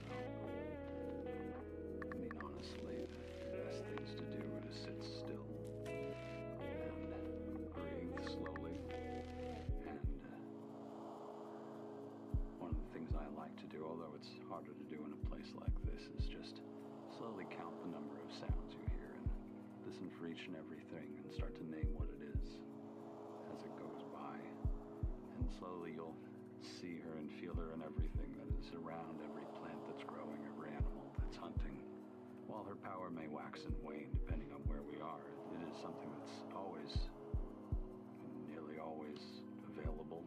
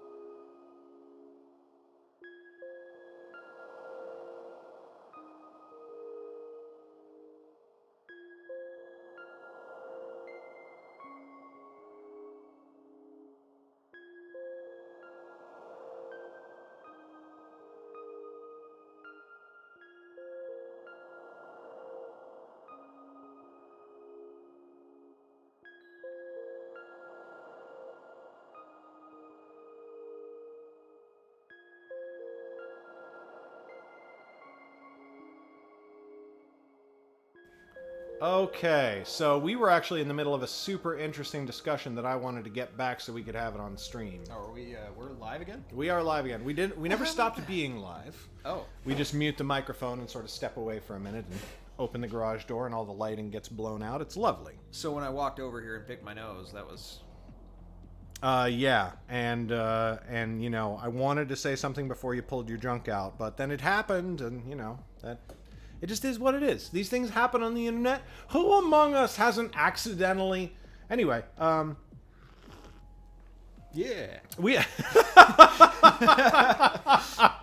so we were talking about paladins. Yes. And how it's really easy to fall into just the paladin trope of like, I am a good guy and I always follow the rules and all that sort of stuff. And how interesting it can be to try to buck that. And like, so what is your paladin if not a, I don't think we should steal from these people, you know? Like, so you were saying something very interesting about that. Yeah. So one of the things is that I find that for a character to be that devoted to a cause, there needs to be a, you know, pivotal backstory moment. Right. And I think it's so much more impactful for that to happen at the table than to have it just theoretically have happened before the level 1 session or whatever. And I like to see a character grow into a paladin rather than a paladin who just shows up and is. Yeah, I totally hear you. Now, I feel the exact same way for another class. Can you guess what it is? Thief? Nope. No. Warlock. Yeah. One reason I love Paladin so friggin' much is, I was talking with Jesse about this, I have never seen a warlock. I've never seen someone multi-class into warlock later. Yeah. You start a campaign as a warlock. You made the deal before the campaign started. Mm-hmm. Paladin made it in real time in front of all of you. And it's amazing. I love it so much. Yeah, I think anything you can do at the table is way better, just in general. But I do agree. Yeah, warlocks definitely can fall into that. And that's another one where I like to buck the trend as much as possible. Hey You is certainly a little different than your typical. I mean, yeah, if only, like, boy, I would love to see you play a warlock. Yeah. Too bad I don't, right? Too bad I only play clerics and, I don't know, skeletons. So, obviously, for any viewer who doesn't get the joke, basically, Nolan's character in our Sunday game that's been going for a long time with the group is a warlock who thinks he is a cleric. It's amazing! He's been tricked into a pact by an archfey and believes himself to be a cleric of Bahamut. But he can't cast healing magic, or he couldn't anyways, and he thought it was due to a lack of devotion. So we had some translation sheets for the DM because I initially was using different... I was using clerical spell names for all of my warlock spells. So instead of Eldritch Blast, it was Sacred Flame. And other clerics in the party are always like, well, that's a weird-looking Sacred Flame. Right. But everybody who tried to insight check it failed. It was incredible. Until Paladin came along. Yep. It was hilarious too because I feel like the players were in on the joke. Yeah. Relatively early on, but I joined the campaign actually like after a while. I didn't know what was going on. And then we get into our first fight, and I haven't met anybody in this group. I barely know Jesse. I've played like a few games with Jesse and Alex and Harry, and that's it. And then he's like, I cast Sacred Flame, and Jesse's like, okay, roll to hit, and I'm like, oh, okay, so they don't know the rules very well, but that's okay. That's okay, whatever, you know, and I didn't bring it up in game or anything like that. And then you rolled, and you was like, okay, roll a d10. And I was like, wait a minute, something's going on here. So Garrett, actually got to go through the process of discovery that, like, you know, my character has also sort of gone through. And when I brought it up with Jesse, he was like, yeah, so you can make a check.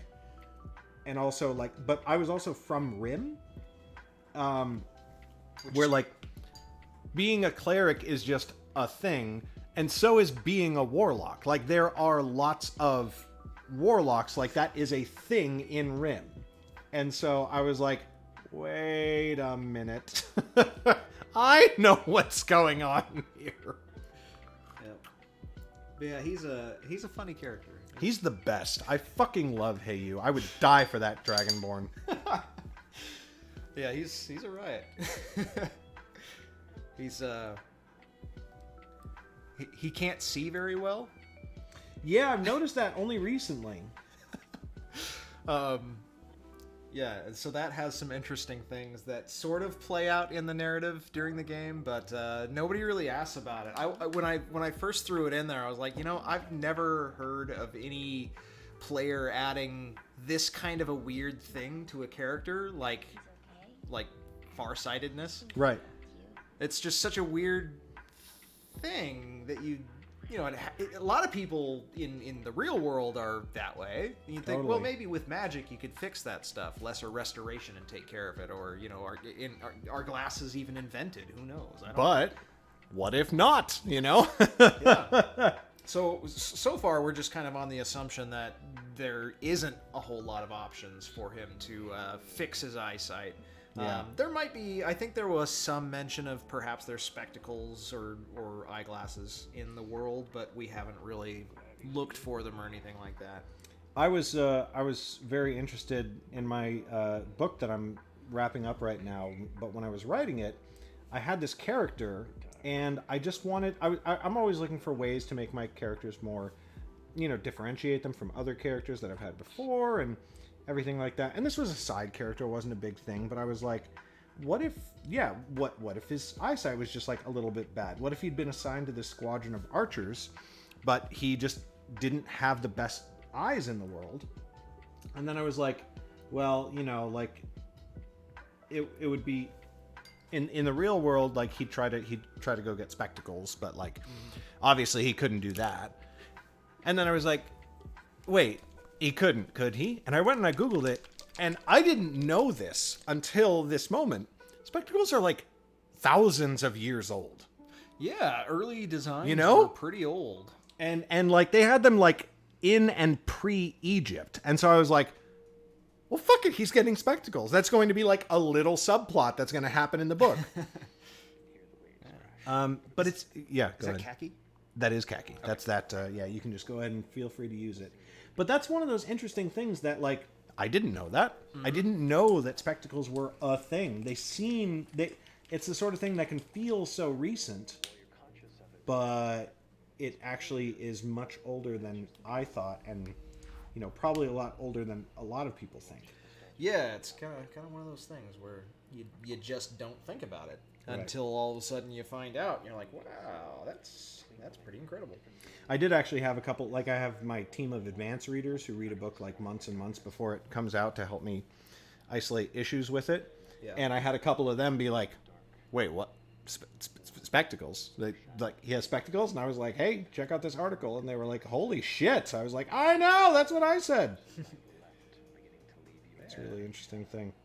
It's like another interesting factoid like that is if you put the name Tiffany in a book from like the 1800s or whatever, people are like, seriously, Tiffany? You know, like that's such a modern name. Tiffany was literally the most common name for women in England in the 1800s. Yeah. Like the most common name. And people think it's just this incredibly modern name, but nope. I might have gotten the date wrong on that or the time period, but like some time period that people think of as being not a name or not a time period where you would have Tiffany's was actually full of them. Yeah. It's kind of curious how certain names go in and out of fashion. Right. I mean, I've seen recent data now about people who name their daughters Karen. There's just virtually none of them anymore. Yeah. Yeah, that's one of those things. It's not, it's definitely not equivalent, and I don't want to make it sound like it is, but, you know, you just certainly don't meet a whole lot of Adolfs anymore, Right, yeah. you know? And it's like, there used to be a lot of Adolfs, and there aren't anymore, and that's fine. Like, we all know why, and that just is what it is. One of those things. Yep. Naming people is like my single hardest job as an author. Oh, Oh god, it's fucking horrendous. just because you struggle to get unique names or names that just sound good or what? Well, unique names that sound good. Also, I'm constantly worried because like there's a lot of different cultures in my books, and I want to try to avoid naming characters things that mean like, you know, like fucking closet in like another language or something like that. Sure, like, yeah. you know, while still having various cultures represented in the language of the names, because like that's a thing, you know. But then also, I didn't realize until I'd already published my 4th fantasy novel, I had 6 fairly major characters in that novel whose names started with A. And then and it was like A and then a consonant. And it was really fucking confusing for a lot of readers. And it's one of those things where like, I didn't know that because in my head, when I was writing the book, they were all very distinct, and I knew exactly who I was talking about when I used these names. But a brand new reader coming in, you know, got a lot more confused than I was. Yeah, I see that. It's just one of those things. Oh shit, I forgot to paint the wing horns. So you're using the khaki on the nails there, right? Yeah, that is kind of my favorite bone color of what I have right now. Citadel has a really, really good bone color. I can't remember what it's called, but I think it's bleached bone. It was when I was a teenager. Yeah.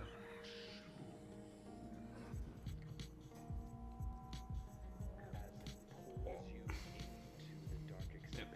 It's looking good on his. Hell yeah.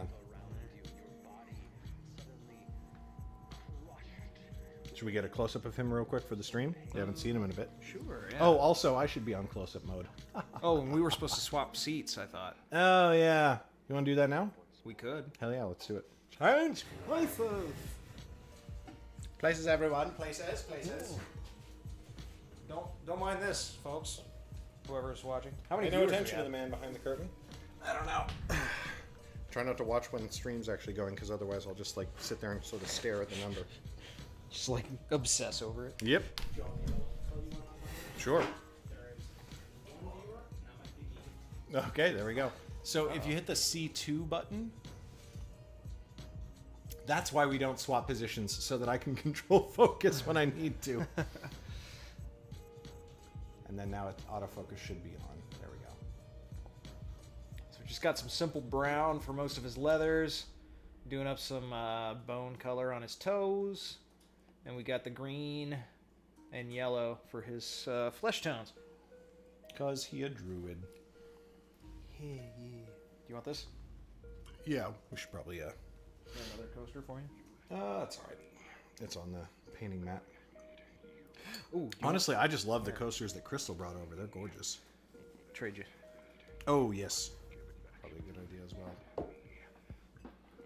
Okay. And we should also do a little bit of this action.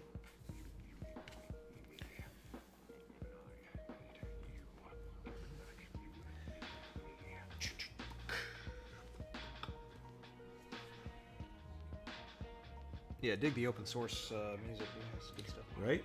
And it's, I don't know how much of it you've heard in detail, but it's all based off of samples of Critical Role. I did not know that, but If you keep a listen out, you'll hear Jester and Caleb and Ford in there and everything like that. It's pretty cool. And it's they're albums that are like individual songs are named after like significant moments with the character and everything. There's a song on the Jester album that is about Kiri. Literally made me cry like a lot the first time I heard it. It's so gorgeous and beautiful and emotional and everything. And Autumn went in and like picked out the voice lines that just like Really got you, huh? It really did get me. Activated your almonds? My almonds? What? So, as one little note, apparently bleached bone is now called Bushabti bone. There we go. Man, Games Workshop has changed, man. Or should say Citadel Paints. They really changed. They really changed. Look at that traffic light, man. It's really changed. It's funny, I was having a conversation with a friend about like a favorite author that we both really used to enjoy. And I just wasn't feeling them so much anymore. And we were talking about it. My friend looks at me and she's like, "Are you literally just sitting here going like, man, they changed, man?" And I'm like, you know what? Yes, I am, because they did. Sometimes it's good for people to grow and like explore new artistic directions, and sometimes they lost the thing that I liked about them in the first place. Yep. Well, I get that for sure. Well, plenty of bands I listen to I felt that way about. Right. But I also can't fault them for growing. Yeah, and it's also interesting because like I really hate the term selling out. Mostly just because of how I feel like it's applied to anyone who finds success. Yeah. And like if you really like an artist, shouldn't you want them to find success? And what's really sad for me is like most of the artists who I do have that like, man, you changed attitude toward, they didn't sell out. Like they kind of faded away or like became whatever, and I look at their work and I'm like, yeah, it's probably because you stopped, like standing up for principles that used to be the single defining feature that I would describe you by, Yeah. But like, that's not selling out because you're not doing well. Yep. Because of that. Yeah, there is a decided difference there. Yeah.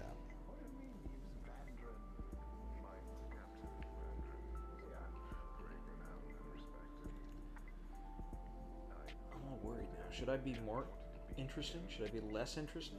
More interesting. What do you mean? What should I talk about? Oh, whatever you want, man. We're literally just sitting around painting and shooting the shit. Yeah. Which is interesting. I've been realizing as we've been doing this show each week, like, we don't actually just sit around and hang out all that much. We do. But, like... It's usually before or after the game. Exactly. And then it's usually centered around the game. Mm-hmm.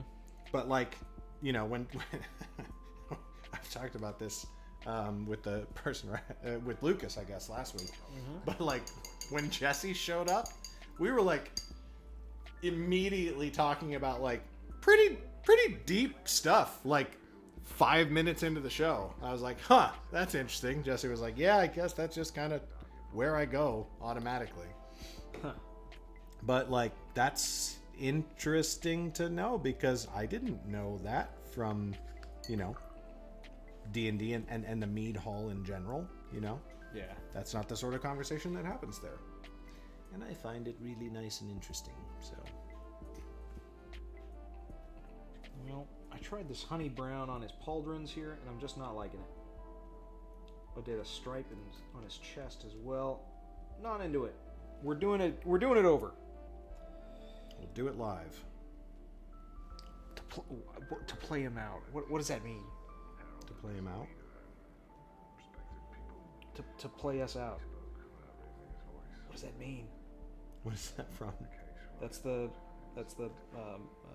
O'Reilly. Is it really? Yeah. I really only ever That's what he's heard the part. complaining about. Is they pop up the name of a band, and the line is, and here's blank, whatever the name of the band is, to play us out. Okay. And he's like, what does that mean, to play us out? Did he not know what that means? He didn't know what it meant. The term "to play us out" That's what he's upset about. on a TV show. On a TV show. Really? That's what he's upset about. Yeah. This man had a television show and he didn't know the phrase "to play us out"? Okay. Oh, careful with the head there. The what? The head. I'm in there. You guys want to check this out? Do I have a bald spot? What do we got? What do we got back here? What's going on? What's going on with the hair? Pretty good actually. Not bad.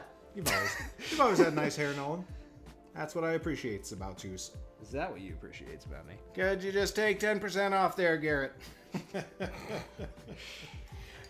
I have been watching a lot of Letterkenny as character research. Yeah. A lot of Letterkenny. I have, so far, 8 pages in Helry's journal dedicated to notes collected from Letterkenny. Oof. And so you're a Letterkenny fan. I am, yeah. You'll recognize it. Okay. You'll be like, hey. Lamp? I love lamp. Give me the lamp. Huh? Ebony. Black? This guy? Nick, that one. This one. Yeah. It's called lamp. Is it really? Lamp, ebony, black. Lamp black? There are few things that I would less associate with the color black than an object specifically designed to give light. But you gotta love it. You gotta love lamp. I do not. I do not have to love lamp, and I will not.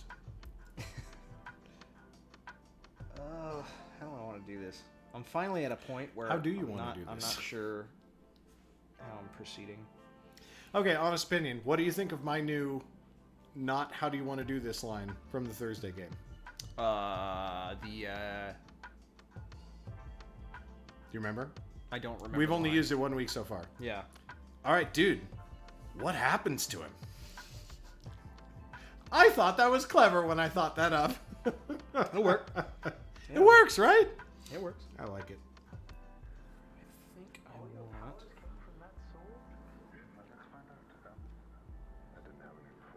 Try to go on the other side.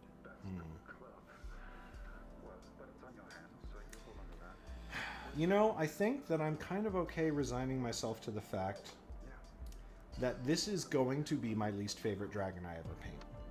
Uh-oh. No, but like, here's what I mean by that. I did some things that I'm not a huge fan of, but it's not worth it to me to go back and do the large amount of work it would take to fix it. You know what I mean? And it looks cool. Like, this is a good looking dragon. It's not amazing, but the next one I paint will be. The next one I paint will be that much better and that much cooler. And so, like, this will be an awesome dragon that's just slightly my least favorite. And I'm okay with that. So I'm going to paint the eyes and I'm going to base it and I'm going to call it done. All right. And that is today's lesson from stream. It is okay to paint a miniature that is not perfect and be like, you know what? I'll take it. And move on and do the next one better. It's true. Okay, Ren. It's true. Yeah. Where is my Abaddon Black? I don't know. Do you want lamp? Sure, I'll take lamp. Is this lamp? Yeah. A little blobble. I like lamp. Yes. Insert lamp joke. Lamp sketch not included? I had never seen Anchorman until I met Megan. Oh? Yeah. I'm not a big Will Ferrell fan, actually. You know, I'm not either. No, well, hey, that's great. Hey! I have a new best friend now. I actually, so the things I like him best in are where he's actually more of a side character. Yes, exactly. And I think he's fantastic that way. And I do think he's quite funny. I'm just not fond of his style. Yes, exactly. Are neither of you big fans of Elf? Elf is one of the ones where his devotion to the role really works. Yeah. And I have no problem saying that. Yeah. Weirdly, for me, this one's weird. I don't even understand why I like it so much. I fucking love Blades of Glory. I just love that movie. I don't know what it is, but, like, that movie's great. But in general, like, that's not... Will Ferrell fans, that's not their favorite Will Ferrell movie. Even a little bit. You know, like, Megan loves Will Ferrell. And she's like, I mean, Blades of Glory isn't that good. I'm like, no, it's the best thing I've ever seen him in. But that's actually one reason that I don't totally love the Lego movie. Oh. Because I was watching it, and I was like, this feels like a Will Ferrell movie. And then it was! Yeah, you just can't escape it. Yeah, I was just like, why does this feel like exactly Will Ferrell's brand of comedy? It was. It was literally a Will Ferrell movie. And so that was me with, you know how, like, Jesse doesn't like Lin-Manuel Miranda, which we talked about when he was on the show, by the way. And he was like, yeah, I watched Moana, and I didn't even know that was Lin-Manuel. Yeah. But I watched Moana, and I was like, oh, I don't like this. And then I found out it was him, and that was the clincher for him. Yeah. He was like, no, I just don't like his style. That was the Lego movie for me. I was like, no, yeah, I just don't like Will Ferrell. Whether I know it's him or not. Yeah. Which is why I'm a little bit more understanding of Jesse not liking Lin-Manuel than, you know, say, Lydia. Yeah. I don't know. What else did he do? Lin-Manuel? Yeah. Pretty much at this point, In the Heights, Hamilton, Moana. Like, those are the big things. There might be other smaller stuff. I've seen him in some guest roles in some TV shows. One sec, I gotta do eyes here. Would you please intervene or take agency in my life and show me how best to move towards that sort of change? I mean, if you're forward, I could answer that one. All right, gun to head. Favorite character in Critical Role of the main cast, Campaign 2. Campaign 2. Campaign 2 main cast. Pray for a miracle. Mm, Save them to whatever gods are nearby. And that prayer will be answered because he'll show up. Ford, actually, kind of. Me too. And it wasn't for a real long time, but damn if he didn't get me. How far are you?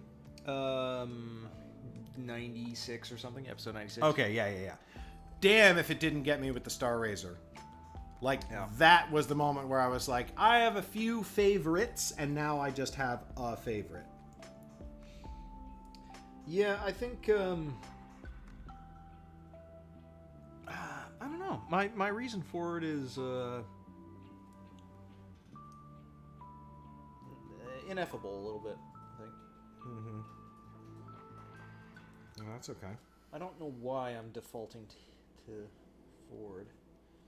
It's because he's the best. I mean, what other explanation do you need? No, I know what you mean.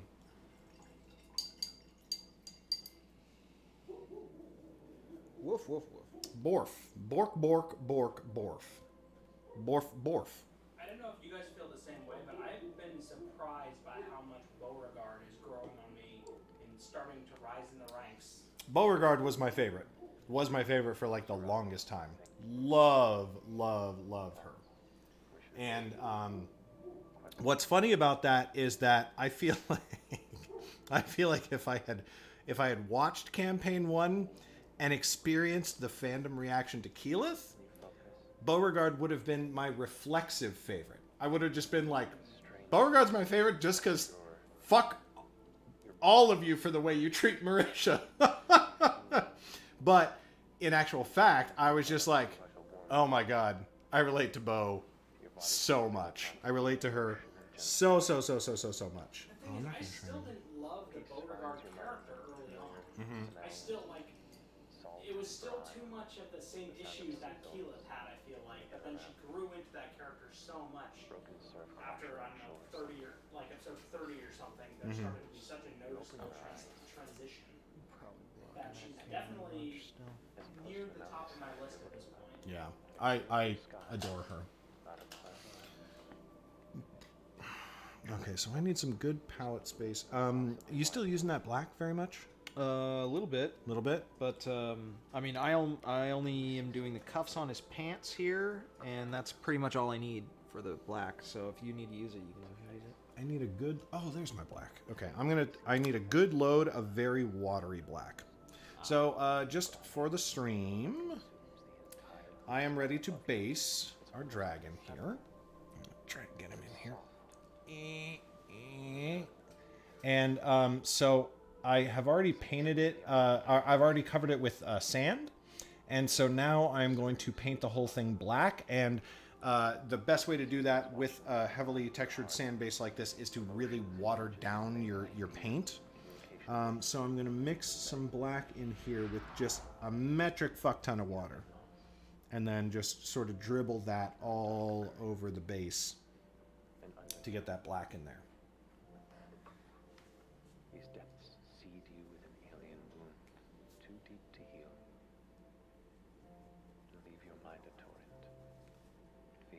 Way more paint.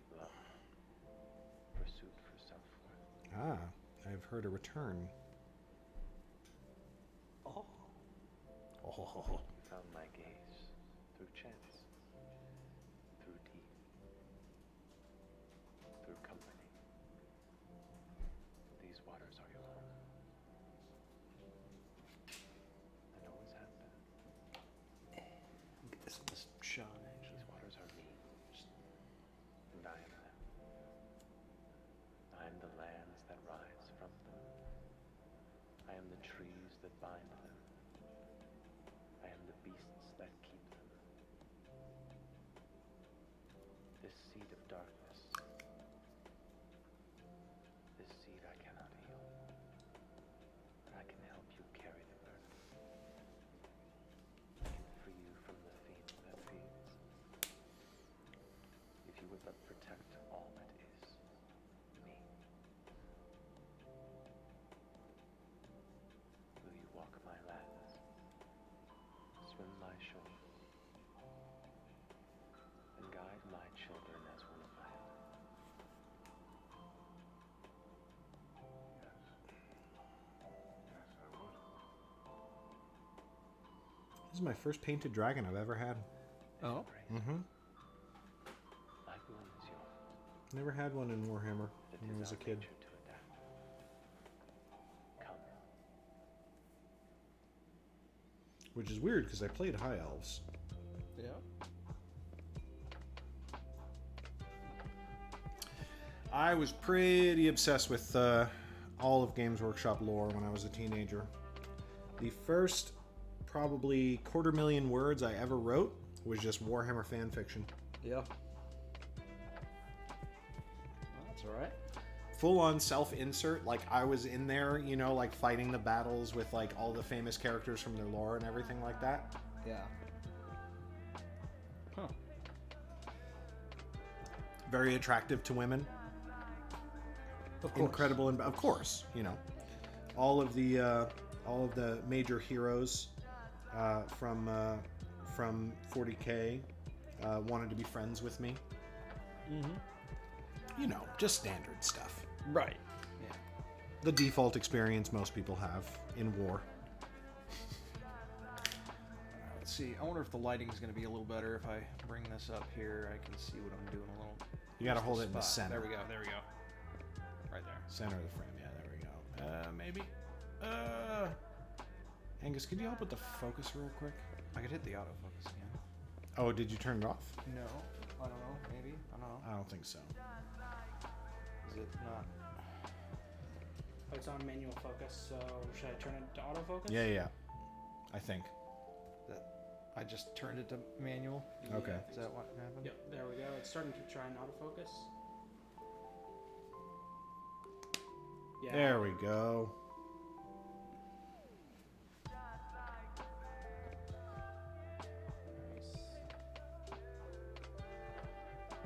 It's the boy. Eats these. Achumzuzk. Fuck, I can't wait. For what? The stream. I want to start the stream like at this like on one hand, yes, we should push it back a week. We should get a full technical test with good audio that we can really play back, and really analyze and dial it in. But at the same time, fuck, man, I want to play. I want to play Hillary. I want to play her very bad. Yeah, I think Desmond will be fun. Have you heard his name yet? Well, I guess it's in Discord, right? It is in Discord. That's where I saw it. Yeah. Which is, yeah. Sorry about that for the confusion. Maybe Confusion? Well, I mean, your son's name is Desmond. Oh no, I know plenty of Desmonds. Don't worry about that. I just thought it was a good name for this character. Me too. What's funny is that a lot of people think that we named our son after Desmond Tutu, which would be a good reason to name him that. But we didn't. We named him after Desmond from Lost.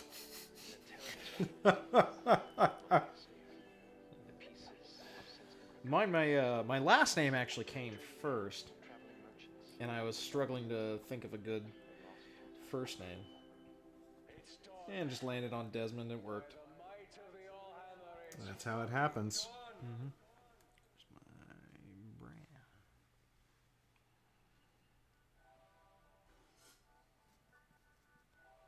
Naming characters, man. It's a whole thing.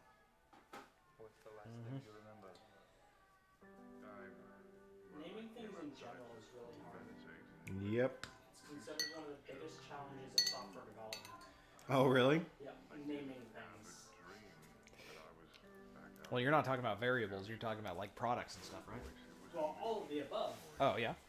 Variables, like classes, functions, products, code names, everything. I kind of would have figured that with the variables, you just name them based on what they do. Because it's obviously always... You'd like to think that, wouldn't you? That's the trick, is just trying to pin down exactly what the thing does. Yeah. Like... I suppose there's some confusion there sometimes. Yeah, sometimes it's really easy, like, oh, button. But there's other times where it's just not. I'm gonna do that cadmium yellow. What you going in for? I'm trying to get some of this in his eye. Nice. Man, I'll tell you what, like, nailing the eyes on a model is like, I feel like the single most powerful thing you can do to make it look awesome to someone else. You know what I mean? Yeah. Like if somebody looks at a model and it just generally looks cool, they're like, oh, that looks cool. But if they look closer and they see that you have painted the eyes, even if you haven't done them like amazingly well, they're like, you painted the eyes? And you're like, yeah, I painted the eyes. Yeah, I did not do very well here, but that's okay. I'm going to make it better.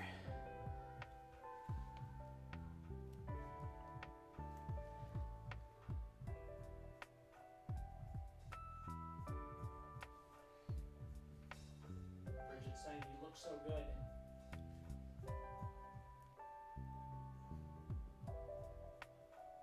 It's kind of got Kermit eyes going on right now. But we're gonna fix it. I'm Achumzuzk. I've got wares if you have coin.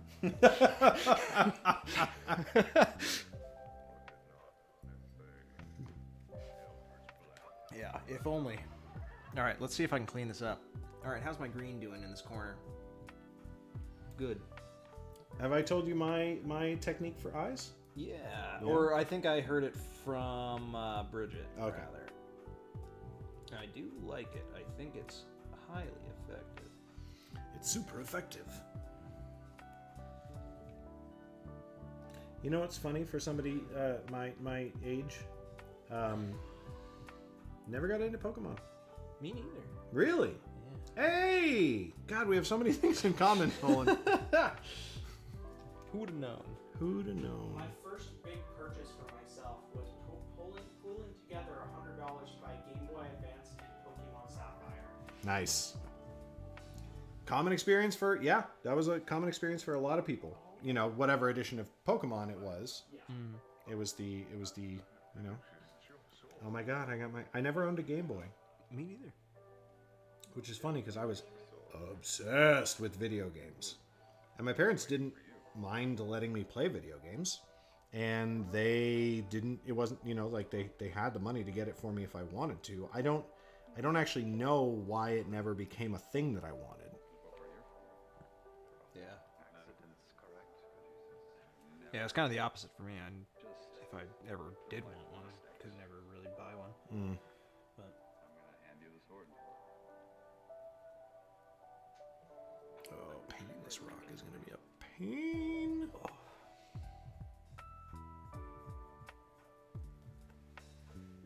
Can you see the eyes in the shot? Depends on how close he is, probably.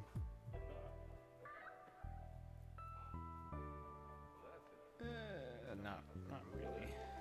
We can probably get a good eye shot.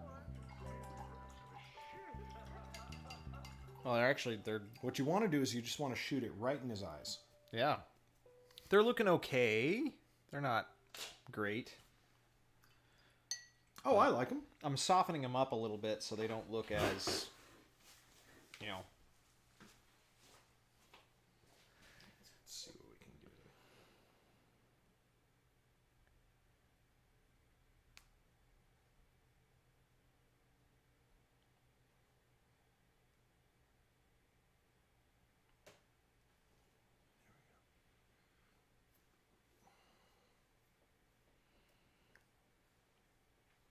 Nope. Wrong way. There we go. Manual focus. Here we go. Got some eyes in there. Yeah, a little bit. That boy. Oh my gosh. I really wish I'd gotten to play with him. Nice. More than the once. All right. I want to pull in my dragon eyes now.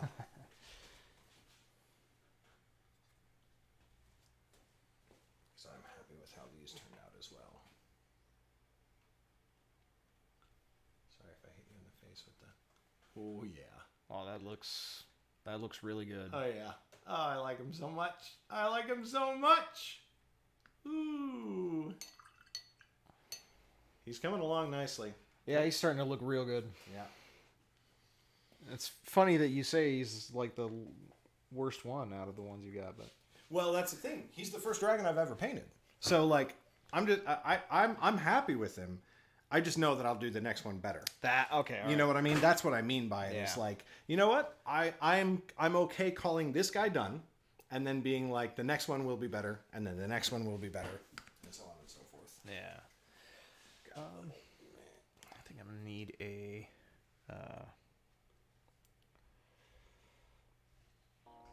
I need another brush. Could you get me one of the flat brushes?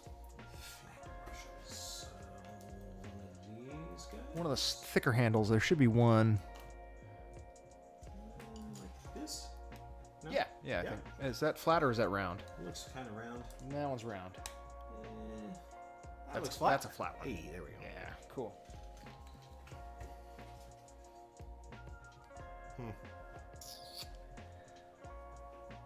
Oh, is this your watered down black? No, that was the watered down black. So you should be all good with that one. And then I need a bit of a detail brush. You're too much. What do I want? I want you.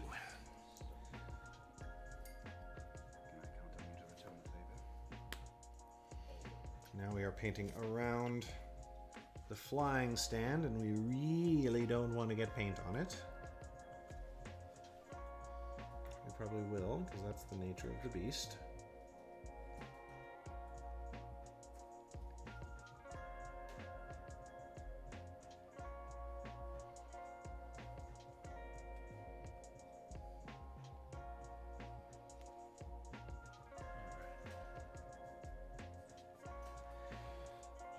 Brushing a little black here. I studied when I was younger, and then I gave it up for a while. I picked it up again recently. It's all book learned.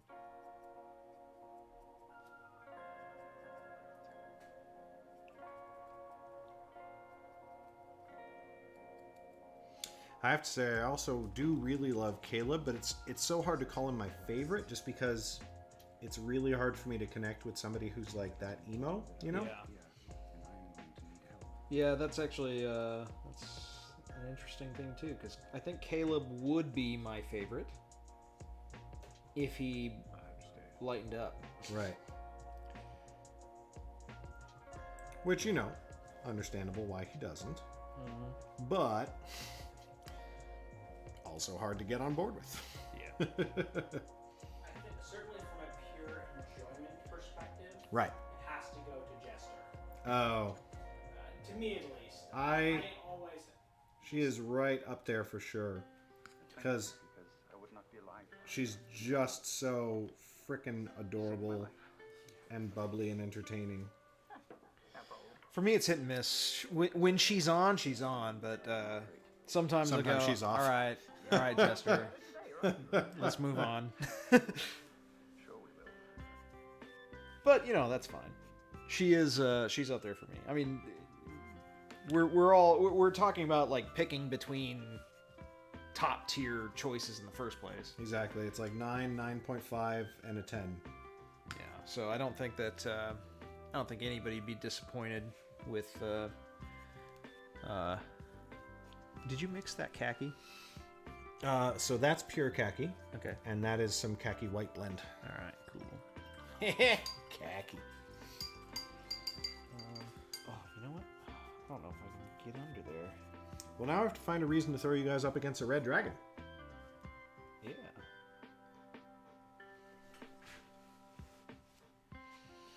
Ah.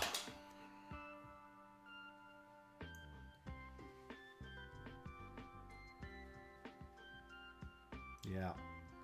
I'm pretty stoked.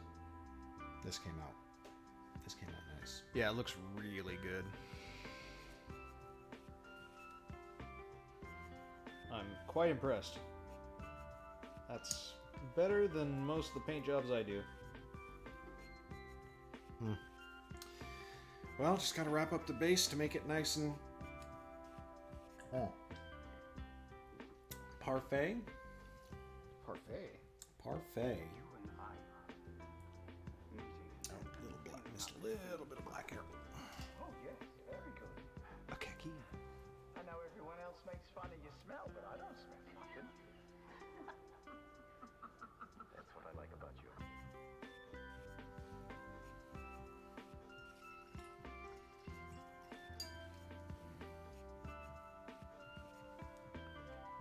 Trying to get the stems of these mushrooms here. Oh yeah. Those finer details are always fun. Awkward position here. Do I have orange? I don't know if I do. Oh, I have a good orange over Yeah? there. Jack-o'-lantern orange. Look at that. Look at this orange stream.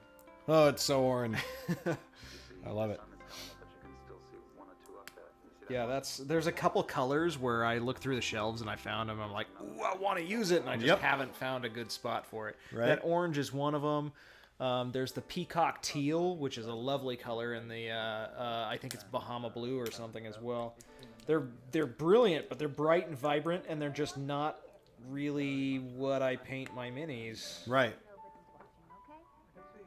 Oh yeah, look at that shit. Holy fuck, that's such a good orange. Oh man. Oh jeez. Oh, get excited about orange. Bridget says, use that on the mushrooms. Orange? little orange spots. That would be. I was gonna do some of the big ones as fly amanitas, and or amanita mascaras, and then I could do an orange one or two. Yeah, I might do that. Yeah, actually, you're right. This is a great example. This is a great time for me to use some of those really vibrant colors we don't get to. I have a really nice purple over there too. That's pretty incredible. I might touch that one. So, what do we have here? Can I get?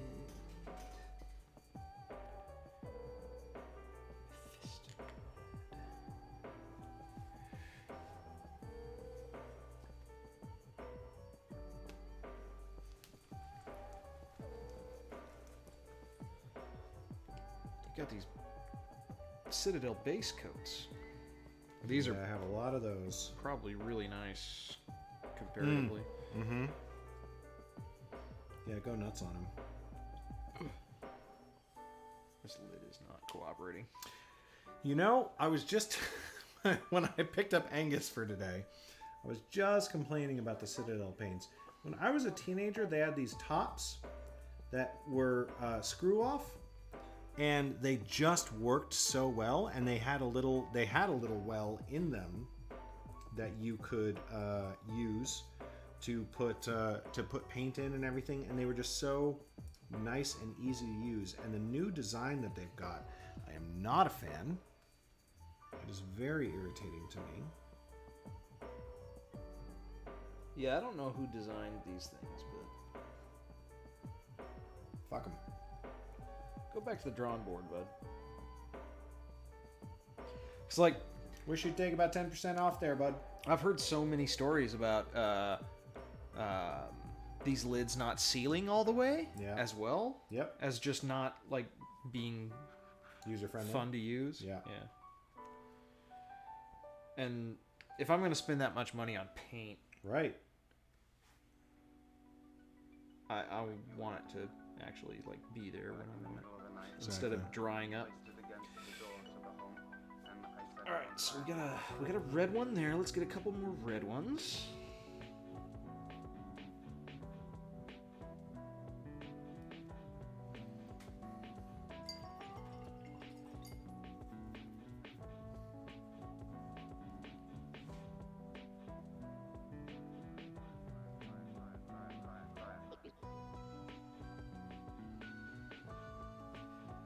You have some flocking stuff too, right? I have grass and I have sand.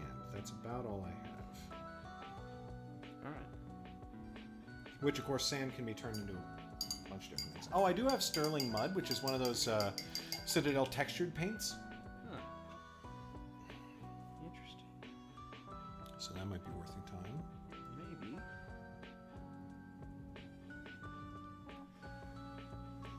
I'm having a hard time actually getting enough light here. Oh, really? Well, you want to adjust the position a little bit? Nah, it's all right. Okay. That's just my eyes aren't adjusting. I look up and I've got bright lights up here, and I look down and my eyes are all foggy again. Oh, yeah, I hear you.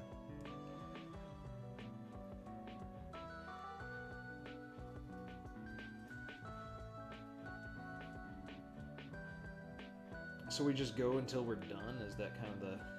We generally go until about 9:30. So anytime that you are at a good wrapping up point along here, God, that's right. This is a new show, so like the format, I keep, I figured out a format in my own head, and I keep forgetting to tell people. So anytime you're at a good stopping point, we are also at a good stopping point. All right. Executioners. We want it to be. Well, I think I can finish this guy up today. Nice. So once I get these mushrooms done, I'll move on to more dry brush and shade. And then he'll be good. Hell yeah. Achumzuzk. Achumzuzk. The leaf is most delicate when you harvest in the moonlight. Yeah. He's a fun guy. I don't know. I don't know why he was just so fun to play. Are you for real? Huh? Did you just? What? He's a what? He's a fun guy? Because he's a spore druid? Get the fuck out. Show's over. Good night, everyone. That's amazing. All right. Oh, we've got orange. Yeah, let's get some orange. I'm mixing some of it in with black, so be aware. Yeah, I see the spot there.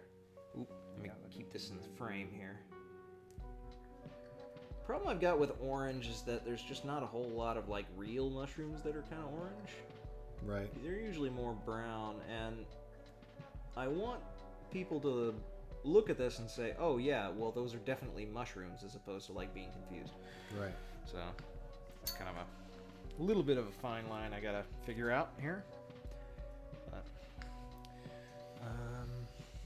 honey brown, that'd be a good one for the tops of some of these other ones. If you did some white dots or something on the color, that would make it. Yeah, the red ones are getting white dots for sure. All right, so I am noticing something here. Mm-hmm. Painting with this base coat next to the other one that I've been using here, the Americana stuff. Mm-hmm. There is a very recognizable difference in quality in paint. Yeah. I had not really done a side-by-side comparison before. Yeah. But I am definitely liking the way that red went on over these folk art ones. 100%. It's irritating because Citadel's real freaking expensive. Yeah. But it's really good. Yeah, you start using it, you're like, oh, okay, well, I understand. I get it. I'm no more happy about it than I was, but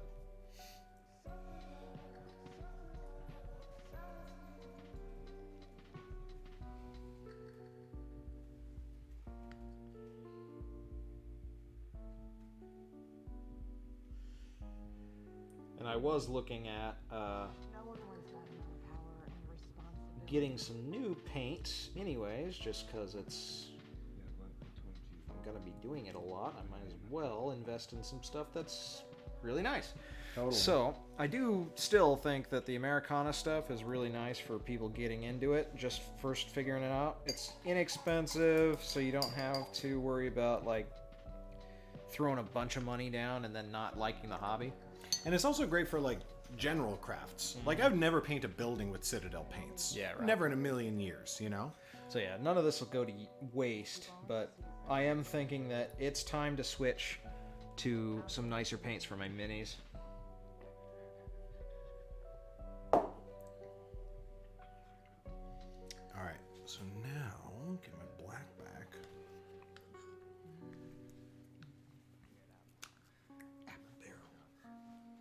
Apple barrel paints.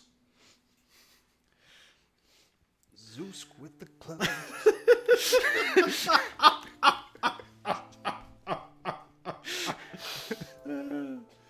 Oh, shit. That's what I'm talking about. That's what I want people to experience on the stage. Just throwing out random garbage like that. Mm-hmm. All right. There's that really rich purple over there. Could you grab that for me? Hmm? Yeah. I don't know if I'm going to use this, but Worth an experiment at least. Dioxazine purple. Okay. Sounds like it should come with a Surgeon General's warning. Yeah, it might. To be fair, most paints do to one let me- degree or another. Let me find out here. No. Shake well. Apply with brush or sponge. All-purpose. Water-based. Permanent. Fast drying. Soap and water cleanup. For additional product information and projects, visit decoart.com. How much do you think the translators would pay? It's certainly shorthand, grammatically improper. They got paid more than I ever got paid. For translating?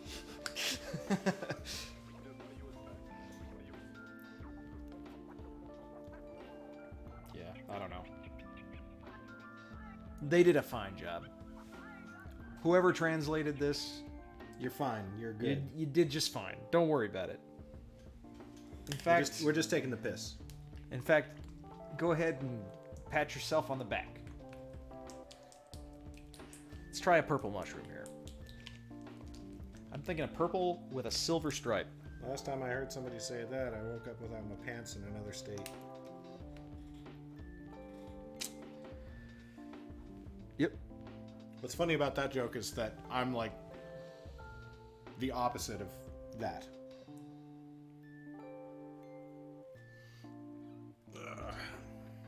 You don't wear pants? Yeah, you got it. When you're in another state? Or wait, you do wear pants when you're in another state? I'm confused. Did you say that you were in a state of undress? Oh, boy. Oh, boy. Ah. Okay, check out that fucking base. Neato. Right? Yeah. Are you gonna add some flocking and stuff on there? No, I'm gonna add some highlighting to the rock. Okay. Cool. But that lava bursting out. Oh, yeah, so good. That's a good orange for that too. Yeah. That jack-o'-lantern. All right, I gotta wait for the black to totally dry, so I am done. Okay. For the evening. Oh. I think if I do a single purple mushroom, it'll look terrible. But if I do two, one purple mushroom? No good. Two purple mushrooms. It'll at least have some cohesion. Or some continuity. For itself. Which will be good. Oh, that is looking good though. The mushrooms in there. Medley of color. Yeah, that looks incredible. I'm a huge fan of that contrast on the wings. Mm-hmm. And I think the wash turned out... You were worried about it looking a little dark. I think it's great. I'm happy with it now. It needed some treatment in my eyes, but what I did with it, I think actually ended up turning out good. I could go totally nuts and like outline the scales in like a brighter orange, but I think I'm happy with this. Honestly, my favorite part is that base now. Fucking Christ. Yeah. Yeah. I love the idea of like wherever the dragon moves, the ground underneath it sort of starts to like rumble and erupt with magma and shit. Mm-hmm. Yeah, that's pretty cool. So I will dry brush that tomorrow, and I will probably varnish it, and that will be a dragon. Eyes are good too. Yeah, I'm happy. He's a good dragon.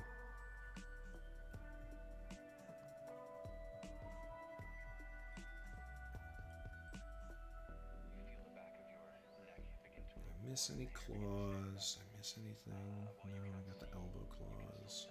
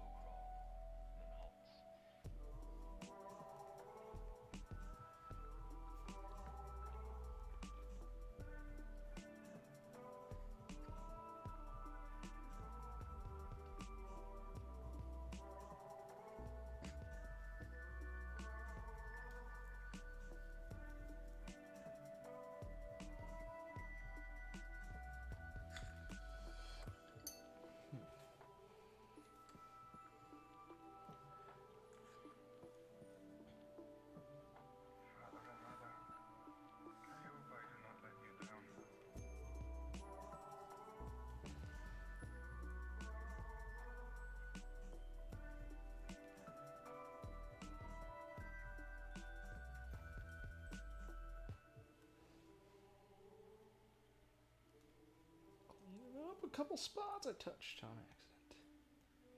Isn't that always the best? Uh-huh. But you touched too much. You remember. Hey, you remember. Hey, have you heard how Alex is doing with the music?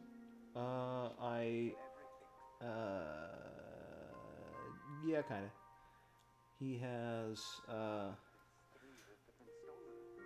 he's a little behind at the moment, but we are planning to get together on Friday to work through some. Ooh, exciting. So, that's on the docket if nothing else. So we'll make sure stuff gets taken care of. Sweet. Oof. Damn. We have a metallic silver. Yeah, I got a bunch of them. This is my brightest. This is... Where's my good middle ground? This the winner? Yeah. That's the brightest one. It depends on what you're going for. This is a good middle ground. We're going for bright. Okay. It's a silver stripe mushroom. There you go. Silver striped mushroom? I fucking love it. Hell yes. Oh my god, his mushrooms are amazing! With the little white dots, I wasn't even paying any attention. That's a fucking awesome base. Oh my god, that's so good. Yeah, I'm gonna clean it up some, but Yeah. yeah, it's Shit, that's awesome. okay.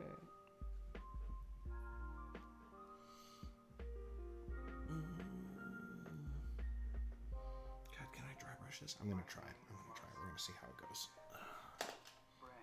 Yeah, I'm gonna put some silver striping on the purple.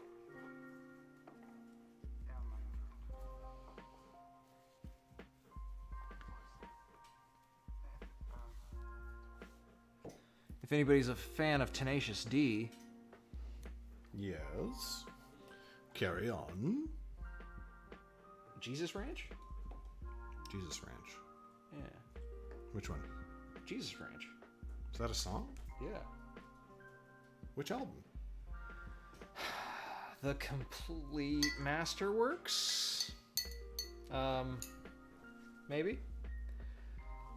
I don't know why, but it's not ringing a bell. It's probably a me thing, though. It was, I don't know if it was released on a true album. Okay. It was on their show. Oh, yeah, no. I'm not a big enough fan, as it turns out. It was a big day on Jesus Nope, Ranch. I've definitely heard that. Yep. Jesus Ranch. I think my buddy in the warehouse I used to work in used to play that song. He was harvesting a big tomato. He was in the sands. All right. I'm taking a walk in the woods, and it's nice outside. Smells of shit. Like a flamingo. I came upon a silver striped mushroom, and I fly la la la la la la, and I fly. Yeah. Yep. Jesus Ranch. I've definitely heard this song. So it had to be a silver stripe mushroom. Yep. Had to have it.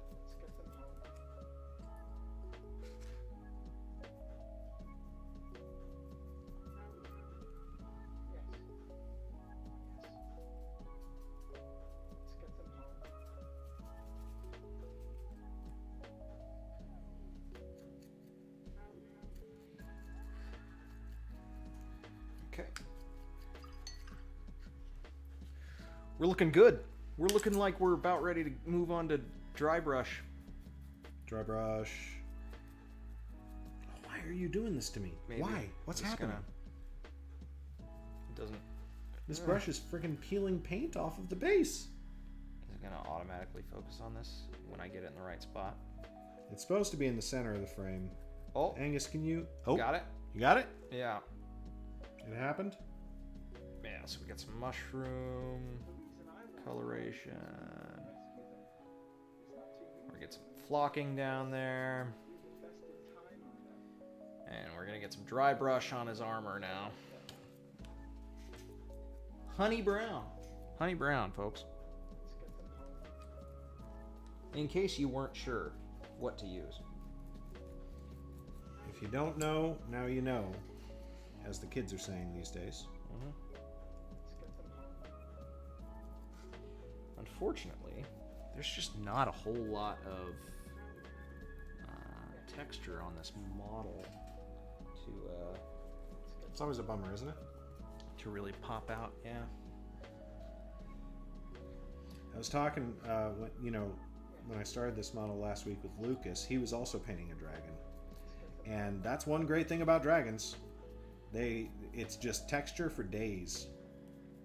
Scaly, scaly, scaly, scalies.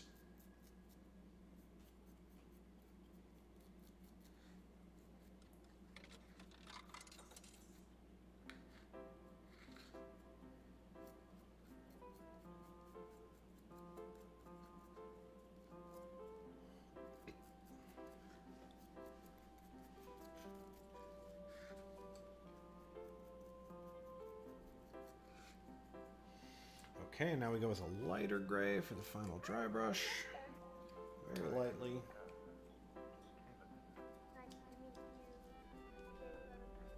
How much silver did I just get? 7. You know the other thing I'm really excited about for Honor? What's that? Being low level again. Yeah. It's such a fun, exciting time in a character's life. Anything could kill you. You have to be super careful all the time. You want a donut this morning? It's a little. Getting 7 silver feels like a big deal. Yeah.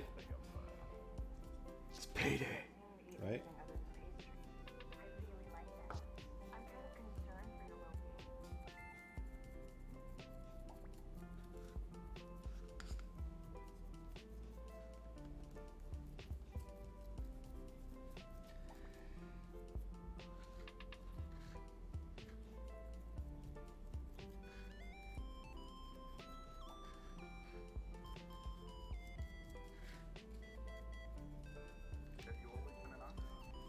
Are you familiar with the many virtues of rim jobs?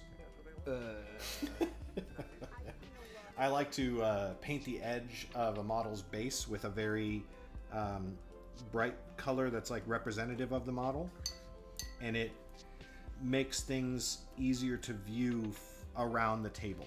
Okay. Like it makes it easier for players to see exactly where their own character is and where other characters are in relation to that, for like that sort of like battlefield awareness thing, you know, because like it's easy to get bogged down, and the thing is like, wait, where's this other person that I want to heal, and blah blah blah blah blah, and it just sort of like helps with that whole situation. Yeah, I haven't done much of that myself, but I mean, I get it. Yeah, for sure. Well, I am done, other than the fact that I am going to give this dragon a giant red rim job. I also just fucking love saying that. Wow. All right, Matthew. Who's Matthew? McConaughey. Wow. All right. Wow. All right. That was Owen Wilson, though. Thank you. Yes, it is. I could see Matthew McConaughey saying it, but you're right. That's much more of an Owen Wilson territory. He definitely said it. Who did? Matthew McConaughey. McConaughey did? Yeah.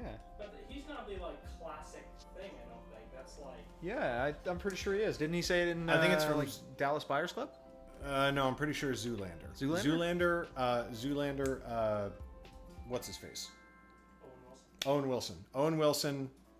Zoolander. Wow. Oh yeah. There's that. But Yeah. all right. All right. Yes. Yeah. Although when I think of WoW, I think of the guy online, just The Vine? the random like. Well, I think it's older than Vine, honestly. Is it? I think it's like a cell phone. The guy at the party? Yeah, the guy at the party. Pretty sure that's. Really? I think that's where it got most of its popularity, but it kind of looks like older cell footage to me than. Maybe, man. Just I mean, that, I think that we're already forgetting how bad the upload quality to Vine was generally. Yeah, I suppose so. I'm TikTok definitely has not begun thinking to about erase that. our memories.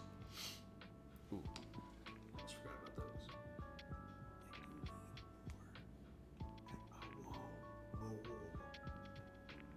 And I need all the love I can get.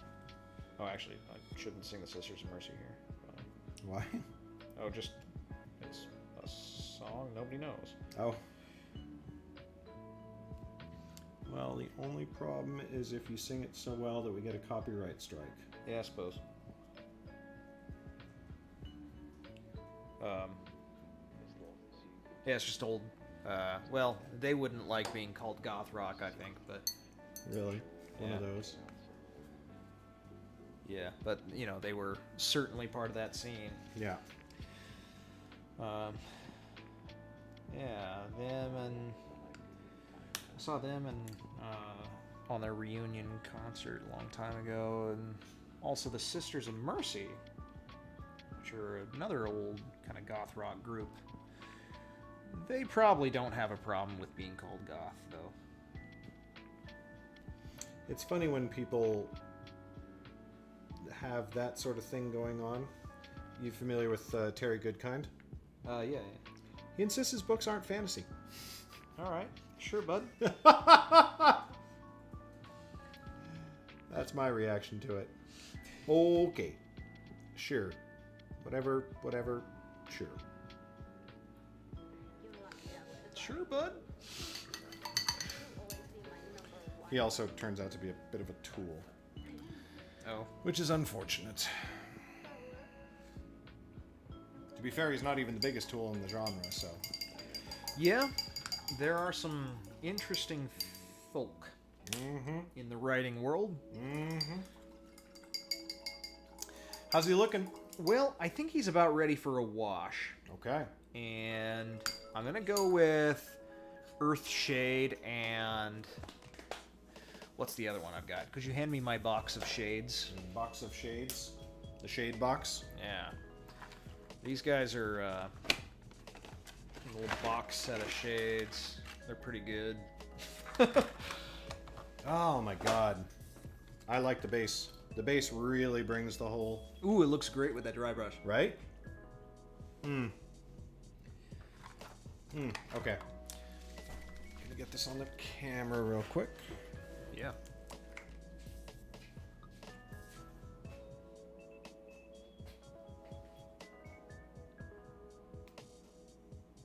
Could you please just do the thing and focus?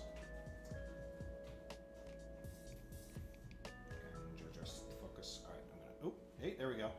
Oh, there's that base. Oh, yeah. See the sort of like lava effect coming out of it? Oof. Oh, I really don't want to touch the model, but... I'm gonna touch up the rim a little bit. But there you go. So I can put that sort of lava effect in there. Basically, I painted it red, and then I painted orange on the higher spots, and then I painted yellow on the highest spots, and now it's sort of like lava is bursting out through the ground wherever the dragon moves. Which I love. So let me just touch up the edge, and then I'm varnishing this sucker. God, do I even need to touch up the edge? It dried pretty fast in this garage. I'll just give it one more pass around the edge. Not you. You.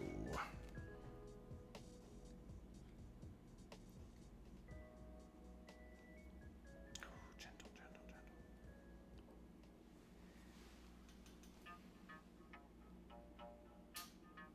What's your name?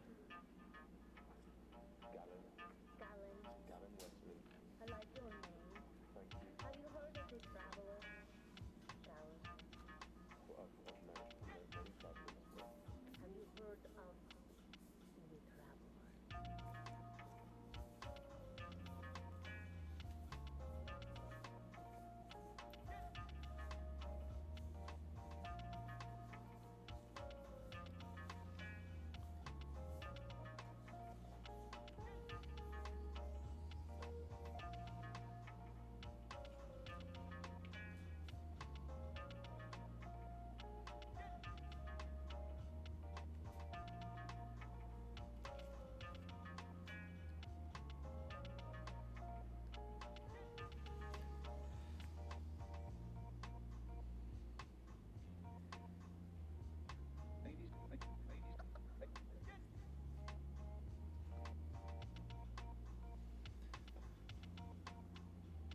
Normally, I'd let it dry a little longer before doing a wash. But So what wash are you doing exactly? I'm doing Agrax Earthshade on the leather, Nice. which is just basic brown tone. Yeah.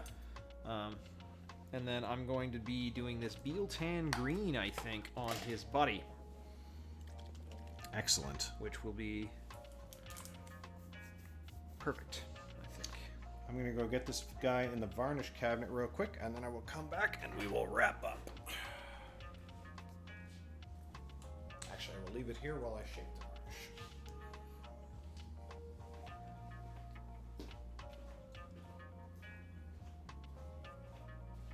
Oh no. It's all good.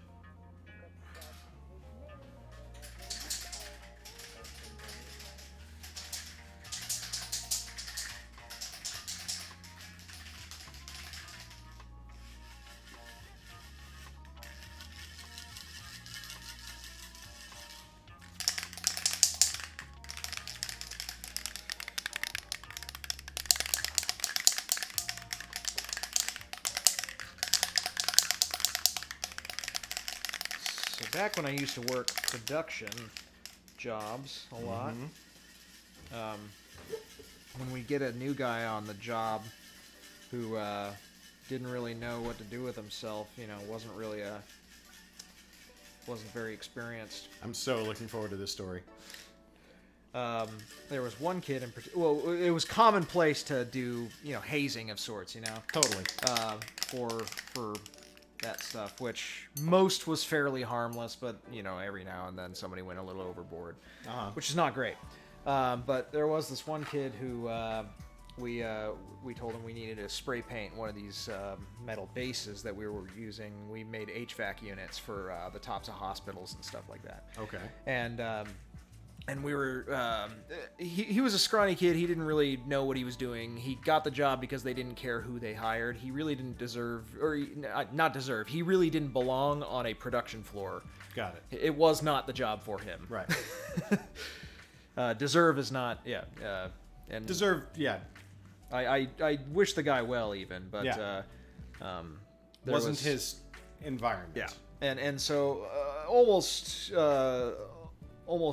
unavoidably, he became a target of one of the hazings, of course, where we asked him to spray paint one of the bases, and he'd never spray painted before, so we told him that you need to shake the can until it stops rattling.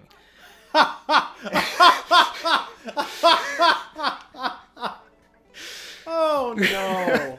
How long? I think we clocked him at about 3.5 hours. Oh no! It wasn't that poor child. Yeah. All right. So a little bit of backstory there is this was a period in time where we were pretty open on the production floor. We didn't have a whole lot of. We had 2 different production lines. One line was pretty much full all the time, and the other line was kind of the overflow. Can you hand me the white mouse? Oh, is that a mouse? Yes. Okay. It's a trackpad. Nice. So one line was pretty much full all the time. The other line, which is the line we worked, was more like an overfill, where when they had a few bases that needed to get through, that couldn't make it through on the main line, we usually picked those up. So there was a lot of downtime on this line. Yeah. So it's not like he had 3 hours of something else to do. Yeah, totally. So that is amazing. Because the one thing we had was we didn't even need to spray paint that base. We actually were waiting for the welders to get us a new one because that base wasn't square. Right. So that's amazing. Poor kid. Yeah. These are the trials we go through in life. All right. Well, I think that's a good time to wrap up. Yeah. We should do close-ups real quick before we wrap up completely. Let's get Achumzuzk in there. Yeah. One little doodle I gotta do. I'm gonna get his Okay. face. What you doing? A little bit of shade in here. Okay. The Beal tan, green, just a touch. I'm trying to get enough in there without clogging it up.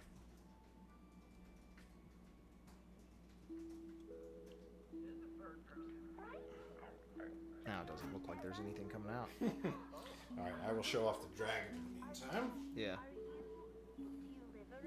So I'm calling this guy done. Here he is, starting to get right up in your face there. You are quite alright. Come on, camera. Gonna focus? Do your thing. Focus? No? Okay. Oh. Oh, it started, and then I sabotaged it. There we go. And so we got that lava burn coming out of the base, which I love. We got some eye action going on right there. I love the scales. I love the slightly lighter detailing of the fin that sort of runs all the way down the back. I'm not 100% sold on the wings, but I'm accepting them. And there we go. That's our dragon. I think the wings look pretty good now. And I will varnish him shortly. And let's get Achumzuzk in there. Alright. A little closer. Yeah, there we go. I want to actually highlight those mushrooms because they're so cool to me. Oh my gosh, I love them so much. I love him so much. He's great. That shading. What a good little druid he is. Fantastic. Alright, so we will get these varnished. and that will happen off camera. I think I need to go back and do some more dry brushing. The shade took out some of my dry brush on his leather. A little more detail to pick out. Yeah. Well, that's all good. So I've got a little bit more work on him, but yeah, we'll varnish him pretty soon anyways. Sweetness. All right, man. Hey, you made it through Crafternoon. I sure did. Also, this is no longer Crafternoon. This is Crafter Night. I think this is the longest that we've gone. Is it? Yeah. Oh. Okay. It's funny when you get into the zone, especially on like a model with like a lot of details to pick out and like the mushrooms and the scales and everything like that. Time just. Well, I spent a good chunk doing some color choices, mixing around and everything. around on the colors, but but he looks fantastic, and the dragon looks fantastic. And next week, gosh, what do I want to paint next week? Nolan, what do I want to paint next week? Well, you pulled out these Ents. Should probably start working on the Ents next week. Those go pretty quick. Although, yeah, they do go pretty quick. Although I might try to get them done for Thursday. Yeah. But we'll see. We will see. In any case, we are going to wrap up now. Thank you so much, everyone who came and watched and chimed in the chat, especially.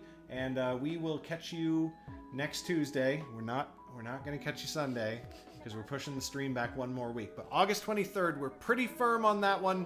Decently firm. First game of the Honor campaign is going to be happening. In the meanwhile, we'll catch you next week for Crafternoon. Catch you next time. Bye!